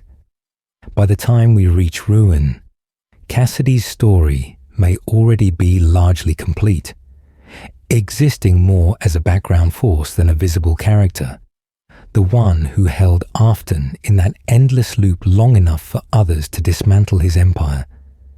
Without that earlier torment, perhaps there is no pizzeria simulator fire, no weakened Afton for later entities to imitate or surpass. Cassidy becomes a previous chapter that still shapes the current page, even if their name is never spoken. So in this broken pizzaplex, Cassidy's influence feels like a ghost story within a ghost story, a tale we can sense beneath the floorboards, but never quite see. Not always present, not always acknowledged, but part of the groundwork that lets new nightmares rise. As we move forward in the timeline, we carry that quiet awareness with us, letting the tale wash over us, knowing that some spirits don't need to appear on screen to keep the history of this place haunted. Is Cassidy still watching? So as we leave that idea of Cassidy as groundwork, as a presence beneath the floorboards rather than center stage, we drift into a softer, almost uncomfortable question. If William Afton has changed forms yet again, shedding bodies and names as easily as burned costumes, is Cassidy still there in the haunted shadows, pulling the strings of his suffering? Or has she finally let go? We move slowly through the timeline in our minds, from the burning pizzeria of FNAF6 to the strange, looping torment of Ultimate Custom Night, and then onward to the neon labyrinth of Security Breach. Somewhere in that stretch, between the flames that were meant to end it all and the digital nightmares that followed, Cassidy's revenge feels as though it reached a tipping point, a place where even a restless spirit might grow tired. Ultimate Custom Night gives us that infamous line, "I am the one you should not have killed," a quiet declaration that an innocent child has taken control, that Afton's world is now her cage for him. If that chamber of endless jump scares and failure is truly Cassidy's design, then perhaps that is where her story quietly peaks and quietly concludes. By the time we are drifting slowly through the pizzaplex, watching new animatronics dance under artificial stars, Afton's presence has shifted into Glitch Trap, into Burn Trap, into something woven more deeply into code and circuitry than a single golden suit. It is tempting to imagine that, while the old bear burns and the circuits scream, Cassidy's part in this tangled web simply finishes. Her need for revenge spent, her legacy carried forward without her hand on the wheel. But there is another angle that lingers in the quiet hours if we let the tale wash over us. Perhaps Cassidy does not need to appear, or even to act, because her influence has been baked into the universe itself. Every time Afton claws back from death only to fail again. Every time a grand design collapses into another tragedy, it feels as though the rules of this haunted history have been tilted against him. The tendency of his schemes to rot from within, the way his victories curdle into new prisons, might be the echo of that one child's will, a lingering curse pressed into the fabric of remnant, code, and memory. We have no explicit confirmation, no clear line of dialogue in Security Breach that whispers her name, no gravestone neatly labelled in the bowels of the Pizzaplex. Instead, we are left with feelings and patterns rather than hard facts, with a legacy we sense rather than see, and that uncertainty is part of FNAF's quiet charm, part of why these restless spirits stay with us long after the screens go dark. So we imagine a forgotten service hallway, far from the music and the lights, where the air is still and the dust hangs like old dreams. On a metal rack sits a golden bear suit, folded away, seams cracked, eyes dark, empty, or perhaps not entirely empty, waiting in the dark for the next movement in this story, and for the next soul who dares to wake whatever is left inside. A soft rewind, Cassidy's life before the suit. But before we follow that waiting suit into the haunted shadows of the pizzeria's back rooms, we're going to do something a little different. For a moment, we'll step away from mechanics and murder and let the tale wash over you in a gentler way. We'll imagine the person inside the legend, not a vengeful ghost, not the one you should not have killed, just Cassidy, a child, someone who woke up one morning with bedhead and small, ordinary worries, thinking about homework or a lost crayon, or whether a favorite shirt was clean. Someone who, like so many innocent faces in this timeline, had favorite games, favorite songs, and that particular kind of excitement that makes your chest feel light when a special day finally arrives. Or we can picture her walking through a grocery store with a parent, tugging at a sleeve when she spots a faded Freddy Fazbear flyer on a corkboard. Bright colours, a smiling bear, a promise of pizza and prizes. To the adults, it's just another local place. To her, it feels like an invitation into a dream. In the quiet hours before the visit, she might hum a tune from television, or line up a few toys and pretend they're on a stage, practicing their show. Then the day comes. The car ride feels longer than it really is, the world drifting slowly past the window as she kicks her feet and asks how much farther. When the doors to Freddy Fazbear's Pizza finally open, there is that wave of sound and smell, the warm haze of cheese and soda, the clatter of arcade buttons, the music from the main stage leaking into every corner. The lights are a little too bright, the carpet a little too worn, but to Cassidy, it all feels enormous. She hears the show tape start, that familiar jingle that will echo through so much of this history, and sees the animatronics for the first time. Freddy lifting his microphone, Bonnie's fingers resting on a guitar, Chica with her cupcake, eyes scanning the room in stiff, pre-programmed arcs. Maybe she claps along, or hides shyly behind a parent's leg before peeking out again, drawn back by the friendly illusion of safety. These are just robots, she's told, just characters. They're here to make you happy. And like every other child who will pass through these doors, she believes that. She trusts the adults who built this place, the staff who smile at the counter, the man in the costume who seems funny instead of frightening. All of the quiet tragedies we've traced through this tangled web begin from that same simple trust, a belief that the world is basically kind, that grown-ups will keep you safe, that a birthday party will end with cake and not with restless spirits.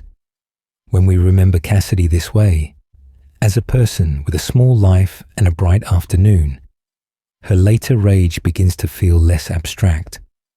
The endless loop she may trap William Afton in, the whispered, "It's me," that threads through the games, stops being just a spooky motif and becomes the echo of a childhood stolen in a single, terrible choice. Her vengeance still feels terrible, but it also feels, in a quiet way, understandable. There is a tragedy in that, a double loss. The loss of the girl she was, and the loss of the peace she might have found if justice had come quickly, instead of through years of haunted persistence. Seeing her only as a monster in a golden suit would be easier, but it would flatten the very human hurt at the center of this legacy. So we hold this image for a moment longer. Cassidy laughing at an arcade cabinet, fingers sticky with frosting, glancing up at the stage with uncomplicated joy. Then we'll return, step by step, to the darker timeline, and to the moment when that bright, ordinary day bends toward the service hallway, the waiting suit, and everything that followed. The moment of death, into the golden mouth. So we let that bright image dissolve, and we walk with her instead, down the side of the dining room, where the carpet thins and the lights grow softer, and toward the edge of the party and into the quiet service corridor. The music is still playing behind us, muffled now, as if already drifting slowly into memory, while ahead there is only the low hum of a soda cooler and the distant clatter of dishes. In this gently darkening hallway, a familiar figure is waiting. William Afton, perhaps still wearing the mascot badge that marks him as safe, as trusted, as part of the dream. He might lean down to Cassidy's level, voice low and conspiratorial, offering something special, a closer look at the animatronics, a secret show just for her, a promise that she will see what the other children never do. It is a pattern we recognize in this tangled web of Fazbear history, repeated with quiet tragedies over the years. He leads her through a back door and away from the arcade glow and into a storage room that smells of metal, dust, and old cleaning chemicals. Here, in the half-light, the golden suit waits. It stands propped on a frame, empty and inviting, its fabric dulled by time, its eyes dark and hollow. The mouth is slightly open, not in a roar or a smile, but in a still, patient gape, like a trap that does not need to move to be deadly. We know the broader pattern by now. Afton, in his spring bonny guise, luring children, the sudden, efficient violence, the hiding of bodies where no parent will think to look. In this case, there is no stage performance, no crowd, only a man and an innocent child, and a costume that will become a coffin. He closes the door. The music outside goes softer still. And then, somewhere in that narrow slice of time, the promise of a special show twists into a final private tragedy. When it is done, he works quickly, with the same terrible practicality he has shown before. The golden shell opens, the limp body is folded inside, and the suit that once danced on stage becomes a hiding place in the haunted shadows of the back room. To him, it is just another step in his secret routine. One more child added to the growing legacy of restless spirits he is creating. But for Cassidy, something else is happening. In that moment between heartbeat and silence, between fear and nothingness, her consciousness brushes against the metal and fabric around her. Shock, betrayal, and terror do not let go. Instead of drifting slowly away, her spirit clings to the golden frame, threads itself through the seams and hinges, refuses to surrender to the dark. The suit is no longer just a container. It is an anchor. When Afton leaves, locking the door behind him, the room is quiet again. Yet the golden bear is heavier now, sagging slightly on its stand, filled not just with a hidden body, but with a will that will not be extinguished, a presence that will wait through the quiet hours until the lights go out, the building empties, and something inside that shell finally decides to move. And when it does, the timeline of William Afton's safety will begin to unravel. Becoming Golden Freddy. From corpse to curse. So the restaurant is quiet again, and the golden bear just hangs there heavy on its hook, but the silence around it never really goes back to normal. At first, and what happens near that suit can be dismissed as bad wiring or tired eyes. A light that flickers when no one is touching the switch. A faint, metallic creak in a locked storage room. A shape in the corner of a camera feed that vanishes when someone looks directly at it. Step by step, the staff begin to notice patterns. The power seems to dip when they walk past that particular door. The air feels a little colder near the rack where the golden costume slumps, its head bowed, its empty eyes turned toward the floor. In the quiet hours after closing, a janitor might hear something that sounds like a child's laugh echoing down an empty hallway, or the dragging scrape of fabric and metal against tile, only to find nothing waiting for them but that still, golden figure. Employees start to whisper.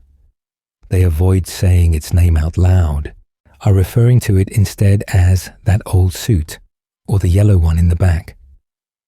New hires are warned gently not to mess with it, not to move it unless they absolutely have to. The suit is left in storage, lights off, door closed, as if the building itself is trying to forget it exists. Yet inside the fabric and metal, an innocent child spirit listens, drifting slowly between awareness and something like a dream, learning the contours of her new prison. Over time, Cassidy's presence settles into the seams. She feels the echoes of footsteps through the frame, the buzz of power in the walls, the hum of cameras watching from the ceiling. She is one of many restless spirits in this place, but her rage gives her focus, and that focus begins to push against the limits of the suit. Where other ghosts might linger, she experiments, impressing her will into the wires, the bulbs, the aging security system that tries to keep the haunted shadows at bay. This is where the legend of Golden Freddy, as we meet it in the games, starts to take shape. In the first night shift stories, this golden bear does not walk the halls like the others. It appears all at once in the office, slumped and impossible. A broken mascot teleported straight from the back room to the player's chair. Sometimes it is only a poster changing, a quiet tragedy's flicker of "It's me" on the wall. Sometimes it is a full hallucination, a sudden overwhelming image that crashes the game entirely, as if the system itself cannot contain what Cassidy is becoming. We can imagine her learning, slowly, that she does not have to stay inside the suit at all. She reaches through the cameras and turning them into windows rather than cages. She reaches into screens, into the fragile border between story and player, testing how far her anger can travel along circuits and code. What begins as a haunted object is evolving into something more deliberate, more precise, as if the timeline of her suffering is being rewritten from the inside out. By the time we recognize the name Golden Freddy, we are no longer just talking about a costume. We are talking about an extension of Cassidy's will, a golden avatar of unresolved rage that can bend distance, twist perception, and break the rules of its own world. And as we continue, let the tale wash over you, because this is only the beginning of what that vengeful child will do with the power she's discovered. Watching the killer, Cassidy's long vigil.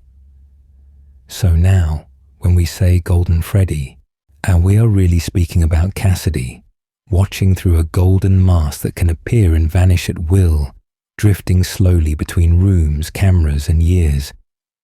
While the living cast their eyes away, she keeps hers fixed on one figure in particular, William Afton. Imagine that perspective for a moment. Time does not move for her the way it does for us.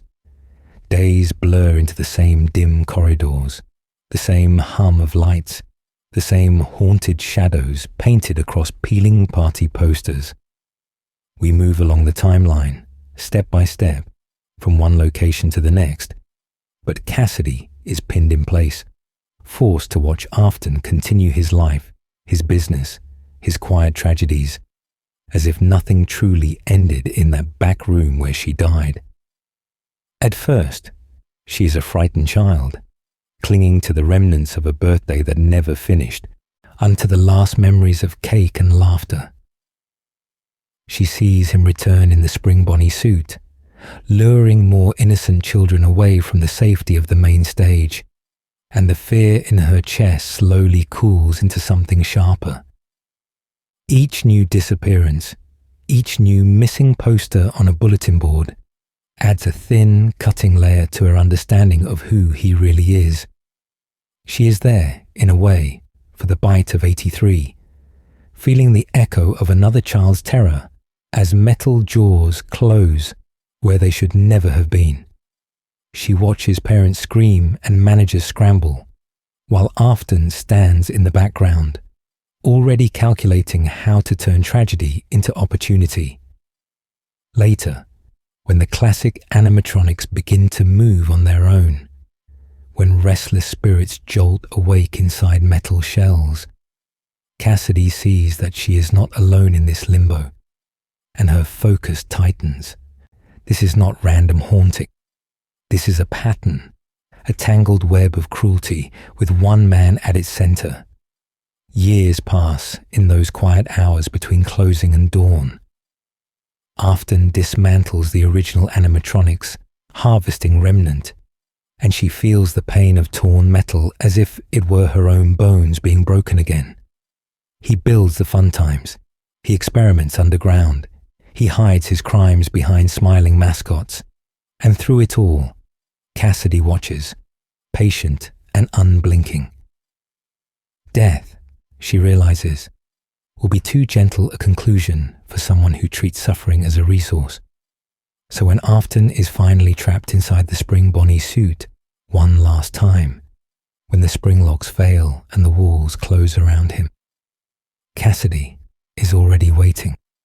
She does not rejoice when his body dies inside Springtrap, because for her, this is not an ending at all. It is an opening. Simple death would mean escape, a brief flash of pain, and then nothing. What she wants is for him to feel what she felt. The fear, the helplessness, the endless repetition of a final moment that never resolves. In a forgotten room, far from the main stage, a golden figure slumps in the dark, motionless. Dust gathers on the fur. The eyes seem empty, but behind them, a mind remains awake, tracing every step of Afton's legacy, waiting for the precise instant to act. And as we move forward in the timeline, toward fire, toward simulated offices and endless nights, that quiet watcher will finally reach out and close her hand around him. Let's just keep him here. The endless loop. From that silent corner of the pizzeria, where a golden shell slumps and gathers dust, we move into an even quieter place, one that doesn't exist on any blueprint or company file, but only in haunted shadows and restless memory. Fans have given this place a name, a simple phrase that carries a surprising weight. Let's just keep him here. It is a soft-sounding sentence, almost gentle, yet beneath it lies an eternity of deliberate suffering. When we talk about that phrase, we are really talking about what ultimate custom night appears to be once we let the tale wash over us, step by step. On the surface, it is a challenge mode, a playful sandbox of animatronics and difficulty sliders, a final bonus in a long timeline of games. But as we drift further in, we notice the pattern. William Afton dies, the night ends, and then, without fanfare, it begins again. No calendar turns, no clock advances, no hint that these nights are moving through real time. There is only an endless office, an endless 12 a.m., and an endless series of deaths. Somewhere behind that loop, a voice speaks. I am the one you should not have killed. Many of us have come to hear that line as Cassidy's, the missing child whose name never appears on the gravestones. The presence long associated with Golden Freddy's "It's me" whispers.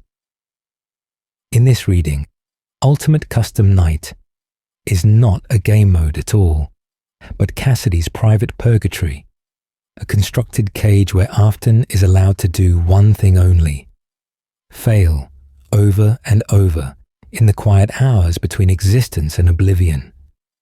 For that to be true, Cassidy's spirit would need to be more than simply present. It would need to be powerful, focused, and unwavering.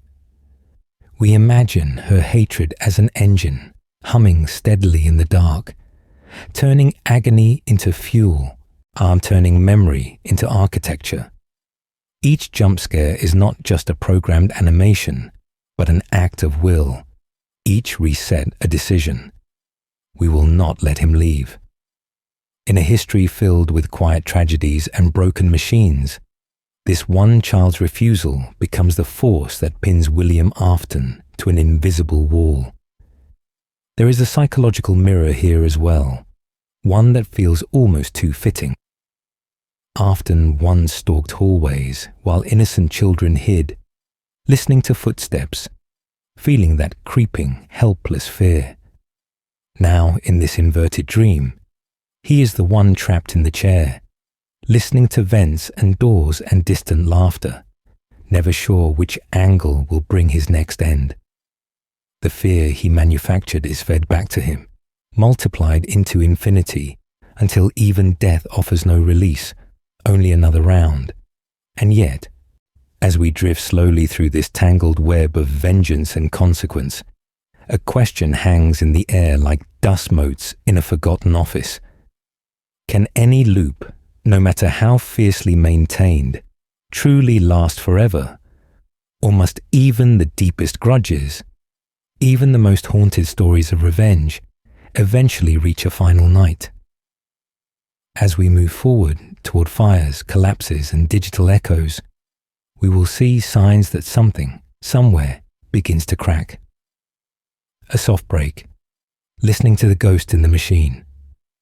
Before we press on into more fires, more collapses, and more digital echoes, we're going to do something a little different.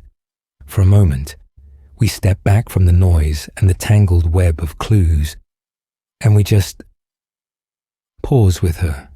If you'd like, take a slow breath in, and let it out just as slowly. We are drifting slowly through a story where time doesn't behave, where a child and her killer are locked together in a space outside days and nights, outside calendars and clocks. In that quiet, haunted room that may be ultimate custom night, we find a strange intimacy. Two lives forever circling the same wound, one refusing to let go, the other unable to escape. On the surface, Five Nights at Freddy's is all flickering monitors, jump scares, and failing power. Yet beneath those sharp moments there is a deeper current of grief and guilt, of quiet tragedies that never received proper endings. Parents who never found their children. Children who never got to grow up. Workers who looked away or were forced to, while the machinery of a cursed business kept turning. So the history of this series is not only a timeline of locations and lawsuits, but a record of how restless spirits and damaged people struggle to live with what has been done to them. Cassidy sits at the very center of that struggle. Her decision to hold William Afton in an endless loop of punishment is both understandable and unsettling. A gentle child's sense of fairness twisted by horror into something merciless. We can recognize the desire for justice, for a wrong to finally feel balanced, while also seeing how that desire, stretched across years and then decades, becomes another kind of prison. Not just for Afton, but for her. It is all right if you feel sympathy for Cassidy. Imagining an innocent life cut short and a voice ignored. It is all right if you feel burning anger toward Afton and the architect of so much tragedy and so many haunted shadows. And it is all right if you feel uncomfortable at the thought of endless torment, of a punishment with no final night, no last apology, no release. Those mixed feelings are not a problem to fix. They are part of the depth that keeps this story lingering in our thoughts long after the jump scares fade.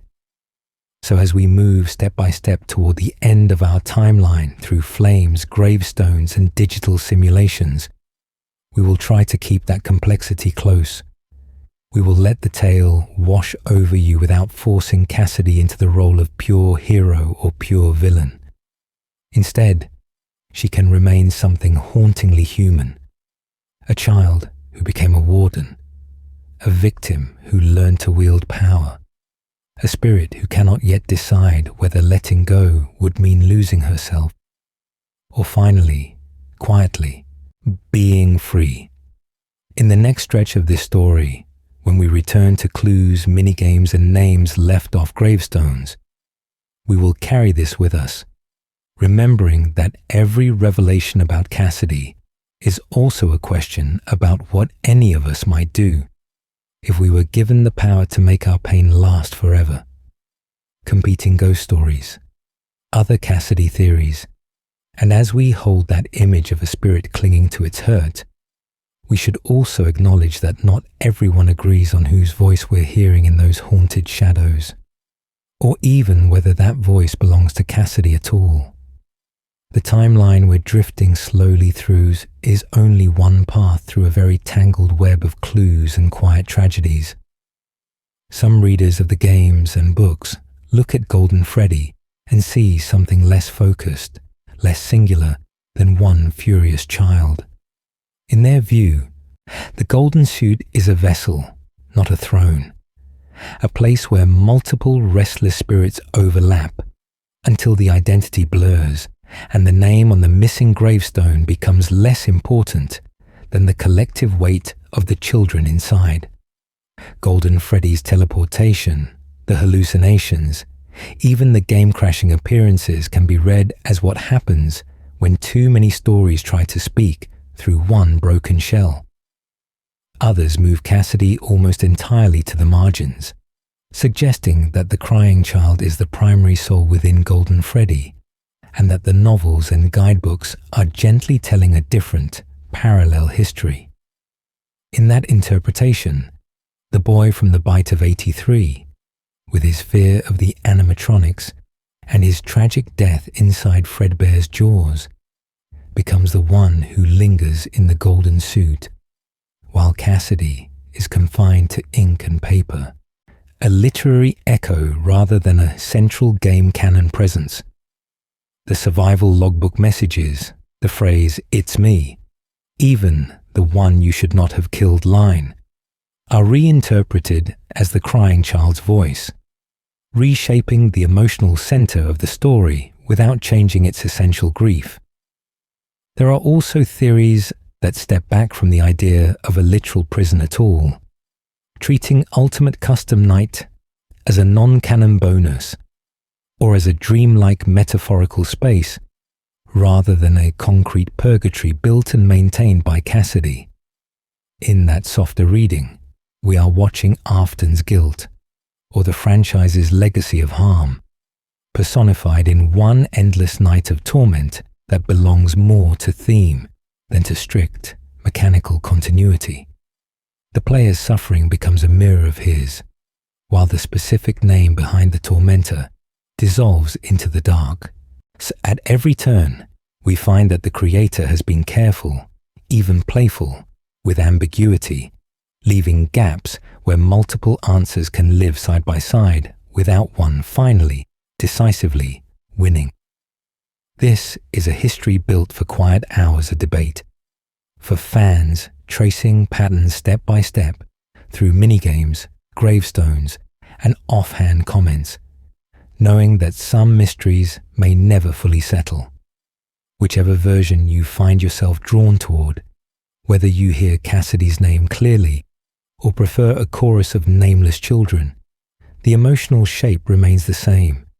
An innocent life stolen, a killer who cannot quite escape what he's done, and a golden suit hanging between them like a door that will not close. As we move forward along this timeline, let the tale wash over you, and remember that beneath every theory is that same small, enduring tragedy, yet still asking to be seen. Why Cassidy's story resonates so deeply. So when we talk about Cassidy, we are not only tracing clues on gravestones and in logbooks, we are also touching something quieter and deeper in this haunted history. We are meeting a victim who does not fade into the background, who does not remain one more name in the long line of quiet tragedies that trail behind William Afton. In most horror stories, the dead stay helpless. They rattle chains, they flicker in mirrors, but the balance of power rarely shifts for long. Cassidy breaks that pattern. Step by step, she moves from being one of the missing children to the presence behind Golden Freddy, to the voice in Ultimate Custom Night that calmly says, "I am the one you should not have killed." She is not content to scream and vanish. She bends the rules of the game, warping cameras, crashing nights, turning the golden suit into a prison cell rather than a coffin.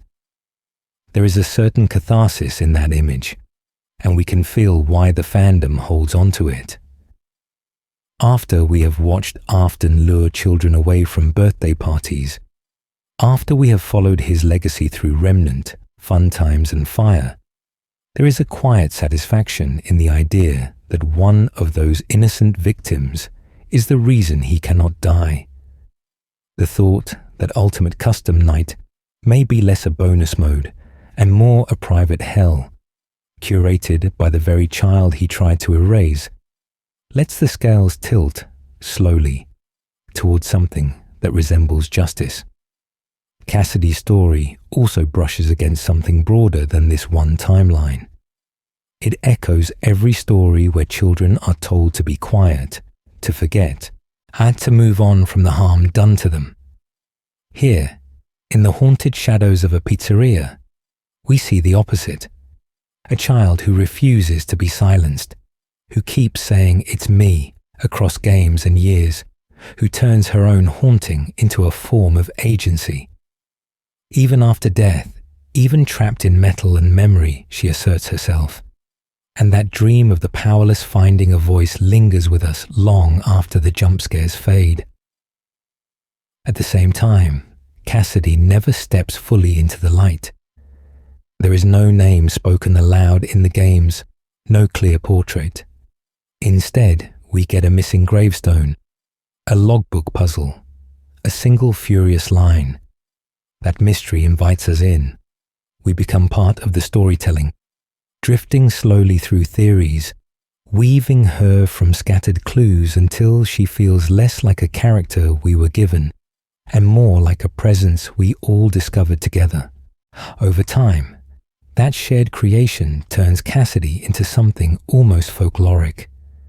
Not officially crowned, not neatly confirmed, but whispered about in forums and videos as the golden heart of the haunting, the restless spirit at the center of this tangled web.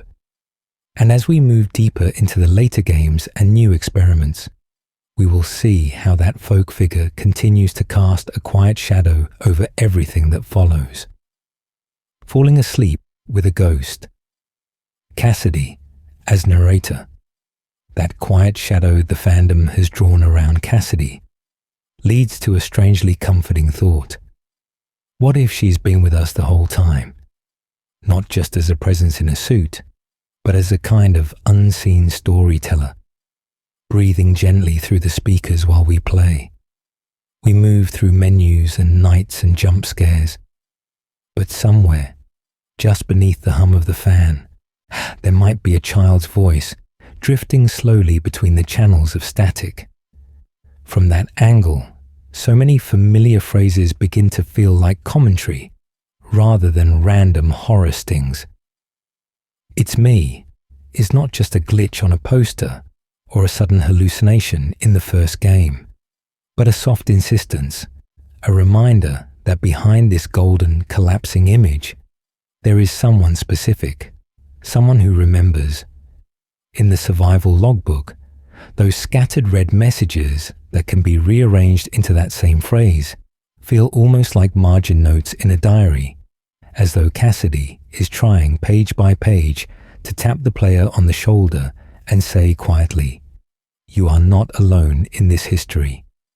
Ultimate Custom Night deepens that impression. When a voice declares, I am the one you should not have killed, it sounds less like a threat hurled in the moment and more like a thesis statement, a line that tries to frame everything we have seen. If Cassidy is that speaker, then every taunt, every cryptic remark in that endless office becomes narration from within the purgatory she has built. We are not just watching Afton suffer. We are listening to the child who designed the suffering, explaining in the fragments why it must continue. Our own experience as players starts to echo that loop. We die, we reset, we try again. Night after night, we repeat the same actions, learning patterns, adjusting strategies, caught in a tiny version of Afton's larger prison. It is as if, for a few quiet hours, we step into his role inside Cassidy's constructed nightmare. I'm feeling a diluted form of the frustration and inevitability she wants him to endure forever, while her restless spirits circle just out of sight. Seen this way, the entire series becomes a kind of bedtime story told by a ghost, disjointed and symbolic, because it is filtered through a child's trauma. Scenes are out of order, memories bleed into hallucinations, and mechanical bears stand in for real, innocent lives. Yet there is a gentle rhythm to it, a sense that if we simply let the tale wash over you, step by step, a pattern will emerge in the tangled web of minigames, secret screens, and whispered lines. And as you lie back and listen, you can imagine the room around you fading into the same dim office light, the fan turning steadily, the cameras flickering in and out of static, while a small voice, patient and tired, continues her story. In the haunted shadows between each sentence, in the spaces where the timeline does not quite line up, you might almost hear Cassidy herself, still narrating, still remembering, still waiting for us to reach the part of the story where everything changes. The quiet endings. We never see so. In those quiet hours between jump scares and menu screens, we have to admit something together. The games never actually show us Cassidy's last moment. There is no clear fade out, no on-screen goodbye, no tidy epilogue where the golden bear finally slumps and the restless spirits drift away. Her story, more than almost any other in this tangled web of Fazbear history, is left suspended in haunted shadows and implication. That absence can feel unsettling, but it also opens a door. For a moment, we can step away from minigames and voice lines and imagine an ending the series only hints at. Picture one possible future. After loop upon loop of ultimate custom night, after every taunt and every reset, Cassidy finally grows tired. Not merciful exactly, but exhausted in a way that goes deeper than rage. She watches Afton's trapped soul, held together by nothing but spite and remnant, begin to fray at the edges. One more reset button she does not press. One more line she does not speak. Slowly, he stops screaming. Slowly, he stops existing. And in that hush, she turns her back on the golden suit that once held her, leaving it like an empty shell in a dream she has finally chosen to wake from. Or perhaps she does not leave at all. Perhaps, in another ending, Cassidy remains, but the feeling is different, no longer the one you should not have killed, repeating the same punishment, but a quiet guardian standing at the threshold. Afton is reduced to ashes, code, and memory, yet she lingers at the boundary between his legacy and the living world, watching for any echo that might try to claw its way back. In this version, Golden Freddy is not a prison, but a post.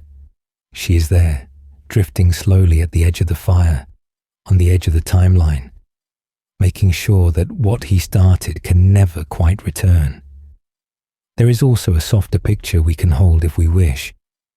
We have seen, again and again, the other children being released, the gravestones lighting gently in the night, the masks left on a stage, the sense that their quiet tragedies have finally reached an end. Imagine those same children, in now free and distant from the pizzeria's haunted history, noticing that one of their own is still missing. They reach back through the shadows, not with accusation, but with open hands. Cassidy, fixed on the man who hurt her, feels a small tug, then another, until the weight of her obsession loosens, and she lets herself be pulled away, step by step, into the rest she has denied herself for so long. In the end, the games do not choose between these possibilities, and so we are allowed to. As we let the tale wash over us, we can decide whether Cassidy remains a watchful presence in the dark, or whether she finally lies down and sleeps beside the other innocent souls she tried to protect. The canon remains quiet. Our imaginations finish the story. A slow recap, from diner lights to digital purgatory. And before we follow Cassidy all the way into those uncertain futures, we can pause together and look back, drifting slowly over the path we have already walked. Step by step, this one child and one golden suit have threaded themselves through the entire history of Freddy's, turning background details into the quiet heart of the story. It begins in the soft glow of the 1970s diners, when animatronics were still a dream more than a danger, and families gathered under buzzing fluorescent lights to watch metal mascots pretend to be alive. In that world of first experiments and fragile optimism, a special costume was created, a gleaming yellow bear that could be worn as a suit or stand as a character, never meant to become a coffin. That golden shell, born from showmanship and mechanical curiosity, would one day be the vessel that held Cassidy's rage, her grief, and her refusal to let the tragedy end. Time moves forward, and the quiet tragedies mount. William Afton, already hiding his cruelty in the shadows of birthday parties, lures children away from the noise and light, including the one we will come to call Cassidy. The missing children incident stains the timeline, and somewhere behind the locked doors and the smell of metal, a golden suit snaps shut around a dying child. In that moment, a mascot becomes a haunted relic, and Golden Freddy is no longer just a character on a stage, but a prison and a promise. From there, Golden Freddy flickers through our nights. In the first game, he does not walk the halls like the others, but appears as a hallucination, slumped and broken, and with a distorted poster and a crash that can end the game outright, as if the spirit inside does not have to follow the rules. In the second game, he returns as a withered head and body, sometimes still, sometimes lunging, always paired with that soft, insistent message, "It's me." Later, in the survival logbook, hidden red letters rearrange into that same phrase, and scattered questions and drawings begin to whisper that the presence behind the gold has a name: Cassidy. As we move into Fazbear Fright and the burning of the final pizzeria, the gravestone ending quietly deepens the mystery. 5 children are honored, but one name is missing, leading many of us to place Cassidy in that empty space, a restless spirit still working in the background. That brings us to Ultimate Custom Night, where a disembodied voice tells Afton, "I am the one you should not have killed." And the endless loop of torment feels less like a bonus mode and more like a personal purgatory, constructed and maintained by Cassidy's will. Beyond that, the story grows hazier. In the security breach era, Afton's fate becomes muddled beneath digital glitches and new ruins, while Cassidy's presence feels more distant, less defined, as if her part of the tale has slipped back into haunted shadows. We are left not with firm conclusions, but with a lingering impression that one golden suit, one murdered child, and one long, unbroken act of revenge have shaped far more of this timeline than the games ever say aloud. And as we turn toward these later years, we carry that legacy with us, letting the tale wash over us one more time before we finally leave the diner lights behind. Antin, what we know, what we feel, and what we choose. So now, in these quiet hours of the timeline, we pause for a moment and separate what we know from what we feel, what the games show us from what the community has gently dreamed into being. We have walked through so many haunted shadows already, and it helps to place our feet carefully, step by step, before we drift any further. On the solid side, the side we can point to on a screen, there is Golden Freddy himself. In the first game, he does not move like the others. He flickers into the office as a slumped, empty suit, crashes the game, and leaves you staring into blackness, as if a restless spirit has simply decided the story is over. In the second game, he appears in pieces, a head in the hallway, a shape in the shadows, teleporting rather than walking, and more like a thought than a machine. The phrase, "It's me," echoes in camera glitches and hallucinations, a quiet refrain that follows the player from title to title. Later, in the gravestone ending of Freddy Fazbear's Pizzeria Simulator, we see 5 graves for the missing children, yet one name is left uncarved, a silent space many have linked to the child inside Golden Freddy. In the survival logbook, scattered red letters can be rearranged to spell that same "It's me," pulling a thin red thread back to the golden suit once again. And in Ultimate Custom Night, a voice says, "I am the one you should not have killed," speaking directly to William Afton, as if one victim has claimed the role of judge and jailer. All of that is there in the text of the games. What is not spoken aloud is the name Cassidy. That name flows in from the novels, from Gravestone Parallels, from the tangled web of theories that fans have patiently woven over years of quiet research and late-night speculation. The idea that Cassidy is the one you should not have killed, that she is the will behind Golden Freddy's power, and that she holds Afton in an endless torture loop, is an interpretive bridge, not an official line of dialogue. Yet the emotional truth remains, even if we never say her name. A single innocent child, murdered and bound to a golden suit, refuses to let her killer rest. Whether we imagine one soul in that suit or several, whether we merge her with the crying child or keep them apart, the core feeling is the same. A small voice with enormous power, turning a personal tragedy into a lifetime of retribution. Stories like this live halfway between canon and community.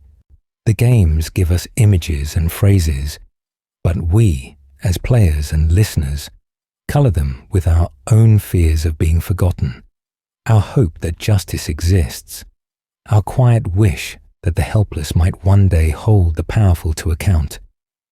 In that sense, the legend of Cassidy is also a mirror, reflecting whatever we bring to it.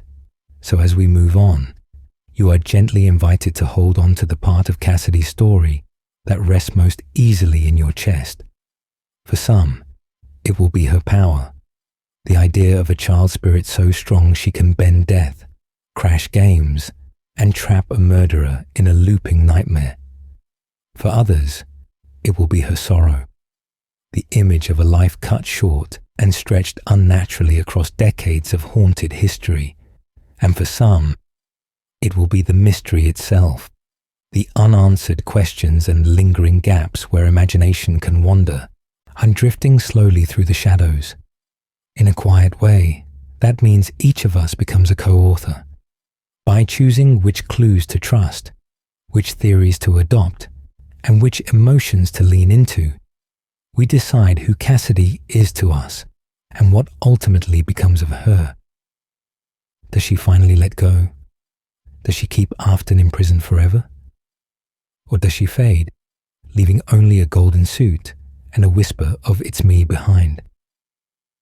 As we follow the timeline forward into newer pizzerias, digital realms, and fresh tragedies, we carry our chosen version of Cassidy with us, and the story bends just a little to match the hearts that are listening.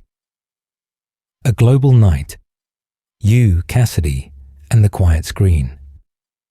And as we carry that chosen version of Cassidy forward, the room around you is still, the screen is quiet, and yet this story is not just yours anymore.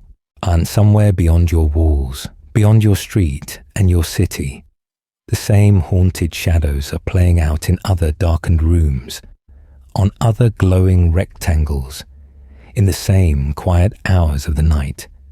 You can imagine them if you like. A student in a tiny apartment, headphones on, drifting slowly towards sleep as Golden Freddy's legacy unfolds.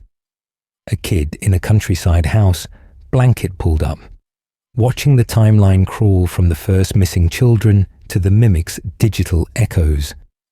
Someone halfway across the world, the sun already rising outside their window, still letting the tale wash over you in reverse, using this ghost story to wind down after a long day instead of before it. We are scattered, but we are listening to the same gentle tragedy. The same name, Cassidy, moves from tongue to tongue, from theory video to whispered comment, until a fictional child from a horror game begins to feel like a modern myth, a restless spirit we all agreed to believe in for a while. We return to her the way people once returned to campfire legends and urban stories, not because we think they are literally our history, but because they give shape to a certain kind of fear and a certain kind of comfort. For some of us, her endless confrontation with William Afton is more than jump scares and clues. It becomes a way to sit quietly with our own feelings about injustice and powerlessness, to watch a child who was wronged refuse to be erased, to see a villain who escaped every system finally trapped in a place he cannot talk his way out of. In a world where real wrongdoers often walk away, the idea of the one you should not have killed holding him accountable night after night, has its own strange soothing gravity. So you lie there, perhaps half asleep now, eyes heavy, the details of the timeline blurring at the edges like a dream you are already forgetting. And you are not alone. You are part of a quiet community of listeners, all breathing slowly in different languages and different time zones, all letting this haunted lullaby of missing children, corrupted code, and quiet tragedies carry you toward rest. Step by step, we have followed Cassidy from a nameless victim to a presence that shapes an entire series, and soon we will have to say goodnight to her, to Golden Freddy, to this long, tangled web of history we have walked together. But before we close the book and let the pizzeria lights finally go dark, there is one more place we need to visit, one more lingering echo in the shadows that refuses to sleep just yet. If you're still awake, a soft thank you. We have walked a long way together already, step by step through haunted shadows and quiet tragedies, and if you are still here, still listening in these quiet hours, then you have stayed with Cassidy's story far longer than most. Maybe you are wide awake, tracing every thread of this tangled web in your mind, or maybe you are drifting slowly at the edge of sleep, words turning soft around the edges. Either way, your presence here matters. In a timeline filled with restless spirits and unfinished business, there is something quietly healing about a listener who simply stays, who lets the tale wash over you without needing to solve every mystery before dawn. So thank you for your time, for your attention, and for the gentle patience it takes to move through a history this haunted and this dense. We know this is not a quick story. It asks you to sit with tragedy, to watch innocent lives become part of a legacy they never chose, to listen as one child's name, Cassidy, echoes again and again through suits and glitches and whispered lines like, "I am the one you should not have killed." That you have stayed with us through all of that, awake or half dreaming, is something we do not take lightly. If this slower, more atmospheric way of exploring the FNAF timeline feels right to you, if you enjoy hearing the games, the books, and the theories woven into one long, quiet narrative, you are welcome at your own pace to tap the like button or subscribe. There is no rush, no urgency, no algorithmic alarm clock ticking in the background. You can decide tomorrow or the next night or not at all. A small pattern interrupt before you drift further. When you think about Cassidy, which story feels true to you? The single soul who refuses to let William Afton die, the multiple souls sharing Golden Freddy's hollow frame, or the idea that there is no Cassidy at all, only a reflection of our need to name the darkness. If later you feel awake enough, you can leave a comment and add your own thread to this tapestry. You might write about the missing gravestone, or the survival logbook's quiet "It's me," or why Ultimate Custom Night feels less like a bonus mode and more like a personal prison. Or you might simply say which version of Cassidy's story you carry with you when the lights go out.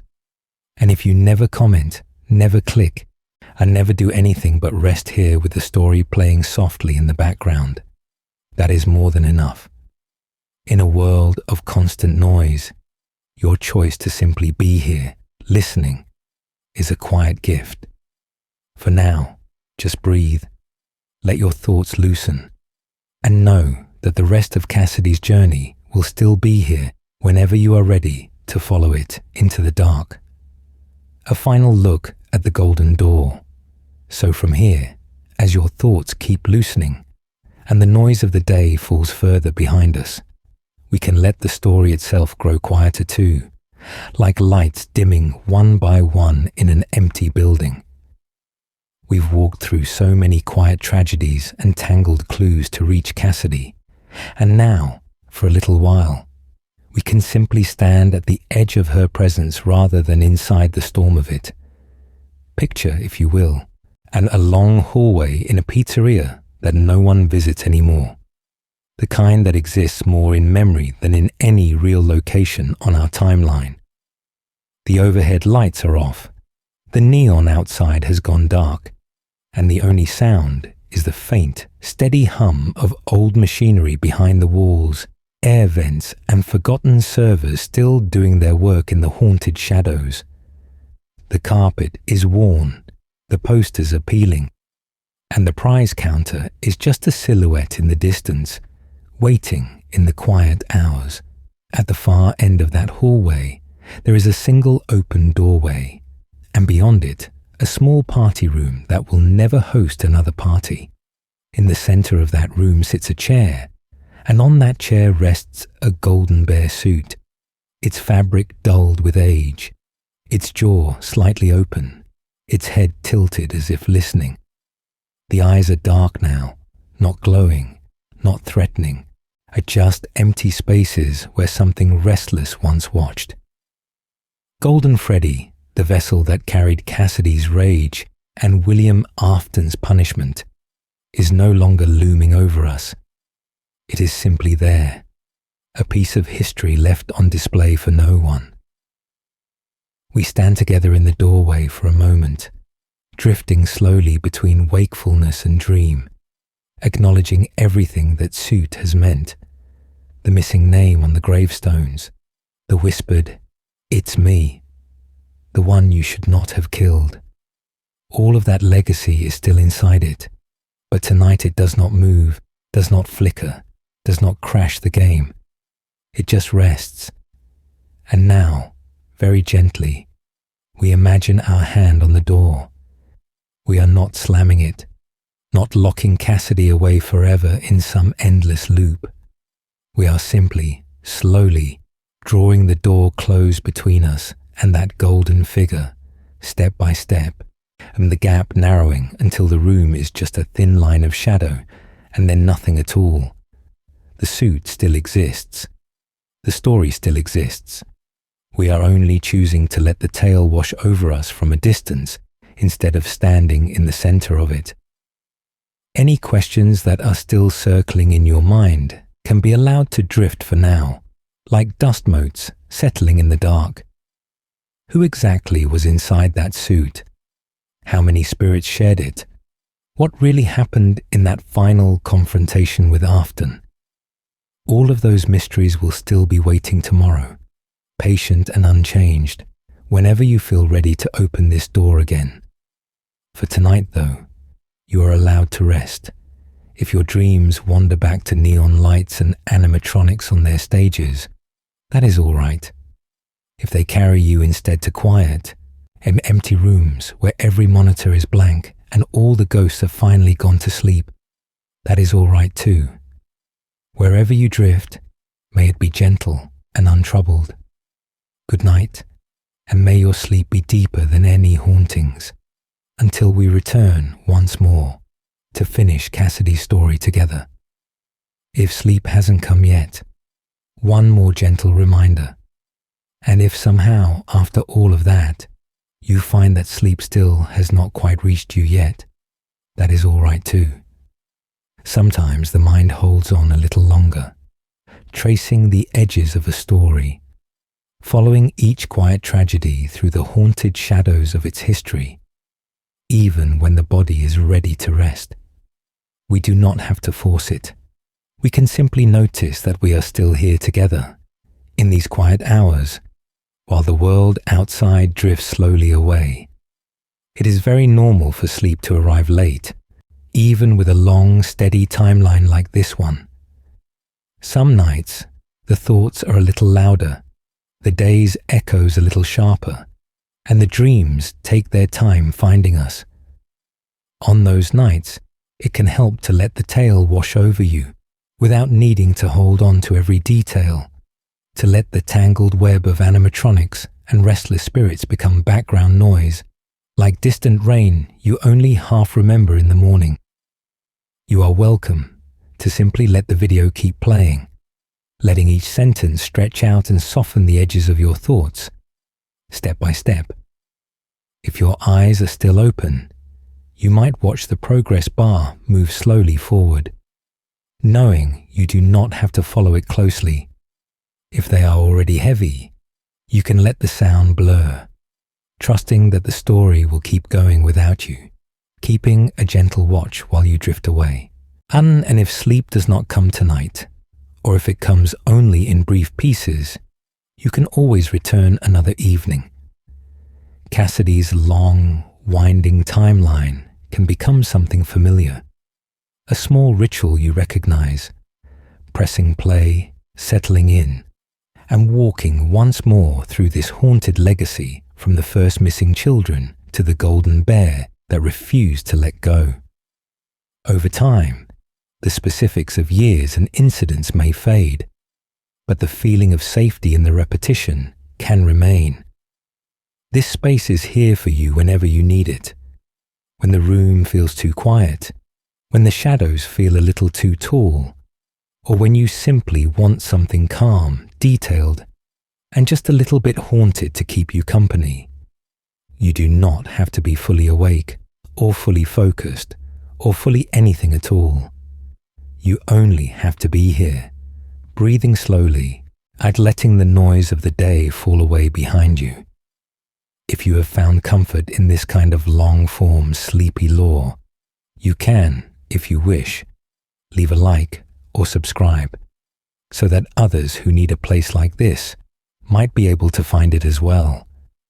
But there is no pressure, no requirement hidden between the lines of this story. Your rest is more important than any metric or number on a screen. Whether you interact or simply listen in silence, you are already part of this quiet circle.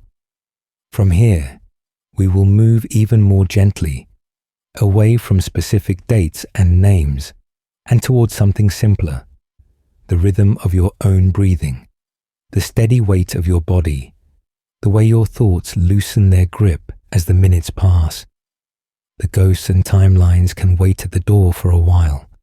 For now, all that matters is that you are allowed to rest. I'm breathing with the fan, a short sleep wind down.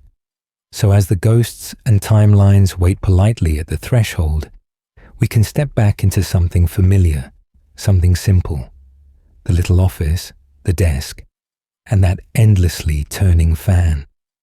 Not as a threat, not as a warning that something is lurking in the shadows, but as a companion in these quiet hours, a small, steady machine that has watched every night guard drift through their shift and, eventually, drift off.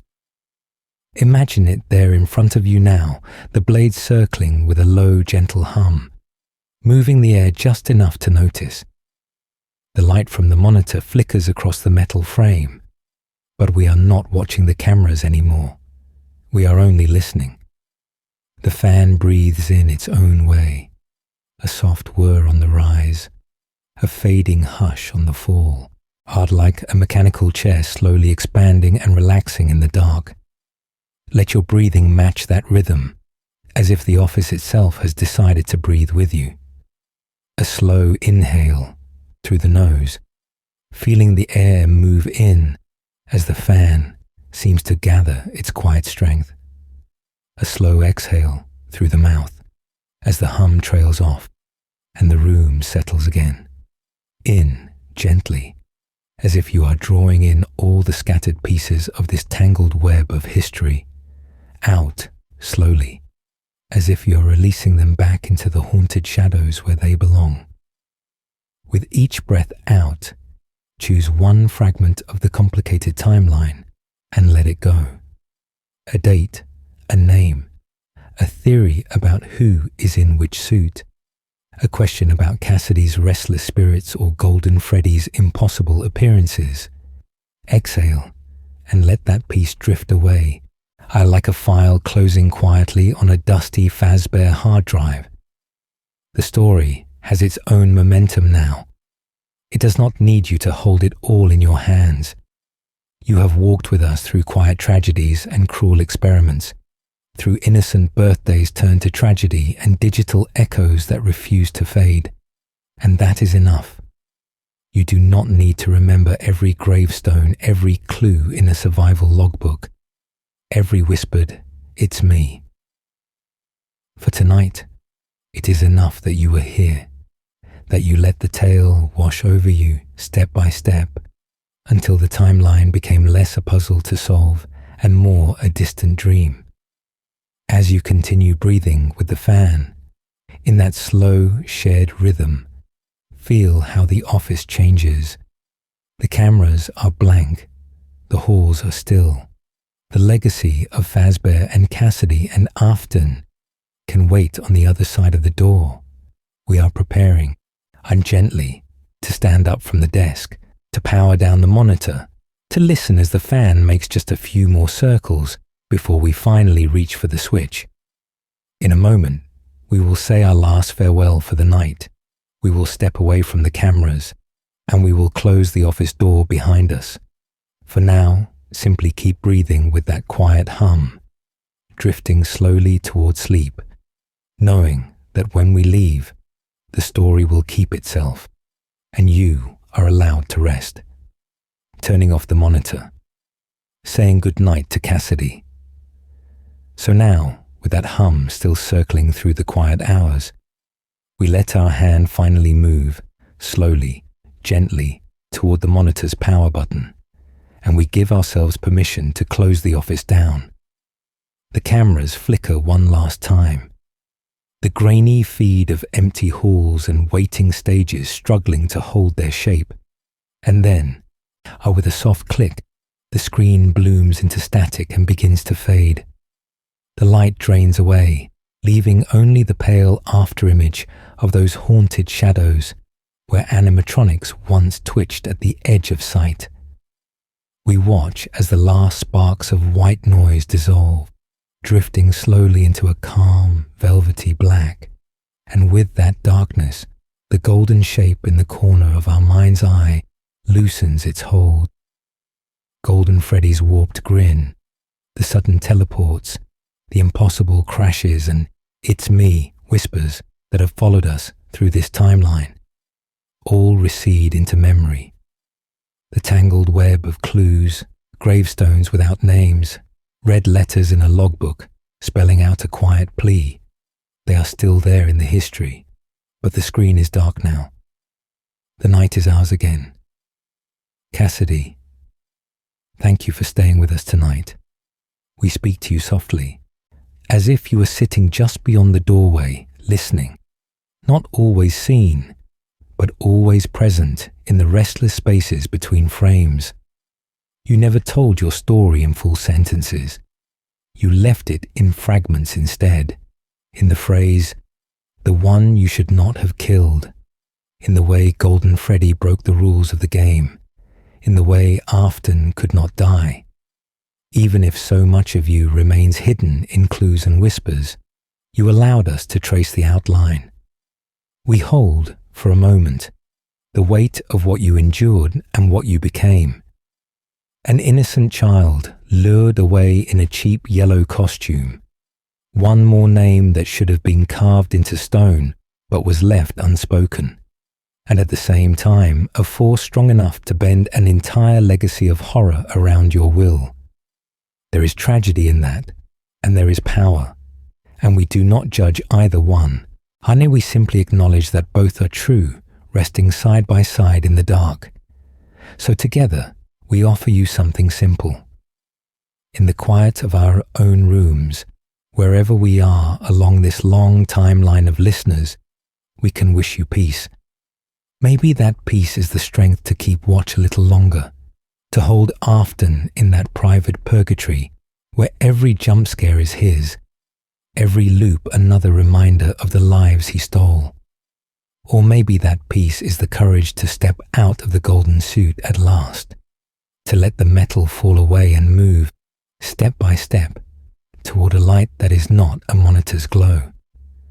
For now, your voice grows softer.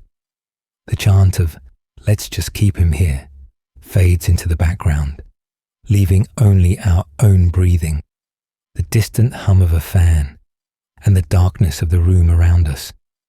But as we settle into that darkness, and as we let the tale wash over us one last time before sleep, a question lingers quietly at the edge of the dream. When the cameras come back on, whose story will be waiting on the other side of the glass? Lights out until the next haunted timeline. So as that last question hangs there, just beyond the glass, we let the monitors go dark again, and we come back to where we really are. In a quiet room, in the quiet hours, with you wrapped in blankets while the echoes of pizzerias and golden fur drift slowly to the back of your mind. Maybe your eyes are already closed. Maybe you are still watching the shadows on the ceiling, following the afterimage of a yellow bear that will fade as sleep comes closer. This is where we leave Cassidy for now, where we let Golden Freddy slip back into the haunted shadows between frames, and no longer demanding, no longer whispering, just resting for a while in the long, strange history of this timeline. Her quiet tragedies, her anger and her mercy, her endless vigil over the man who hurt her, all of it can loosen its grip as you breathe a little more slowly and let the tale wash over you one last time. The cameras are off. The night shift is done. We made it through together. But even as this story settles, we know there are many more restless spirits waiting in the wings, other names on gravestones and other missing names that never made it to stone at all, other timelines branching out like wires behind the walls. There is the boy who watched a birthday party turn to tragedy, the father who built machines to save and then to destroy, the mimicry of a learning endoskeleton that would not stop, and the children whose laughter still lingers in empty halls. Each of them has a path we can follow, step by step, in this same slow, gentle way, on another night. Your presence here, listening through the jump scares and rumors and theories, turned into a single, quiet narrative, matters more than you might think. Together, we take something born from horror and turn it into a ritual of calm, a shared lantern in the dark where we can hold the fear at arm's length and examine it without flinching. Every time you return, every time you let these stories become a soft background to your dreams, you help weave this tangled web of games and books and whispers into something almost comforting. If you would like to find your way back to this place, back to Cassidy's watchful gaze, or to the next spirit's tale, you can subscribe or save this video, or leave it waiting in a quiet corner of your playlist, ready for another long night. It makes it easier to slip back into this world when the day has been loud and you need something familiar and haunted to fall asleep to. But you are always welcome whether you mark the path or not. So now we let the imagined pizzeria close. One by one, the lights click off above the stage, over the empty tables, down the long hallway to the office, until only the faint glow of a forgotten monitor remains, and then that too goes dark. There is nothing left to do, nothing left to fear, only darkness and breathing and rest. Sleep well.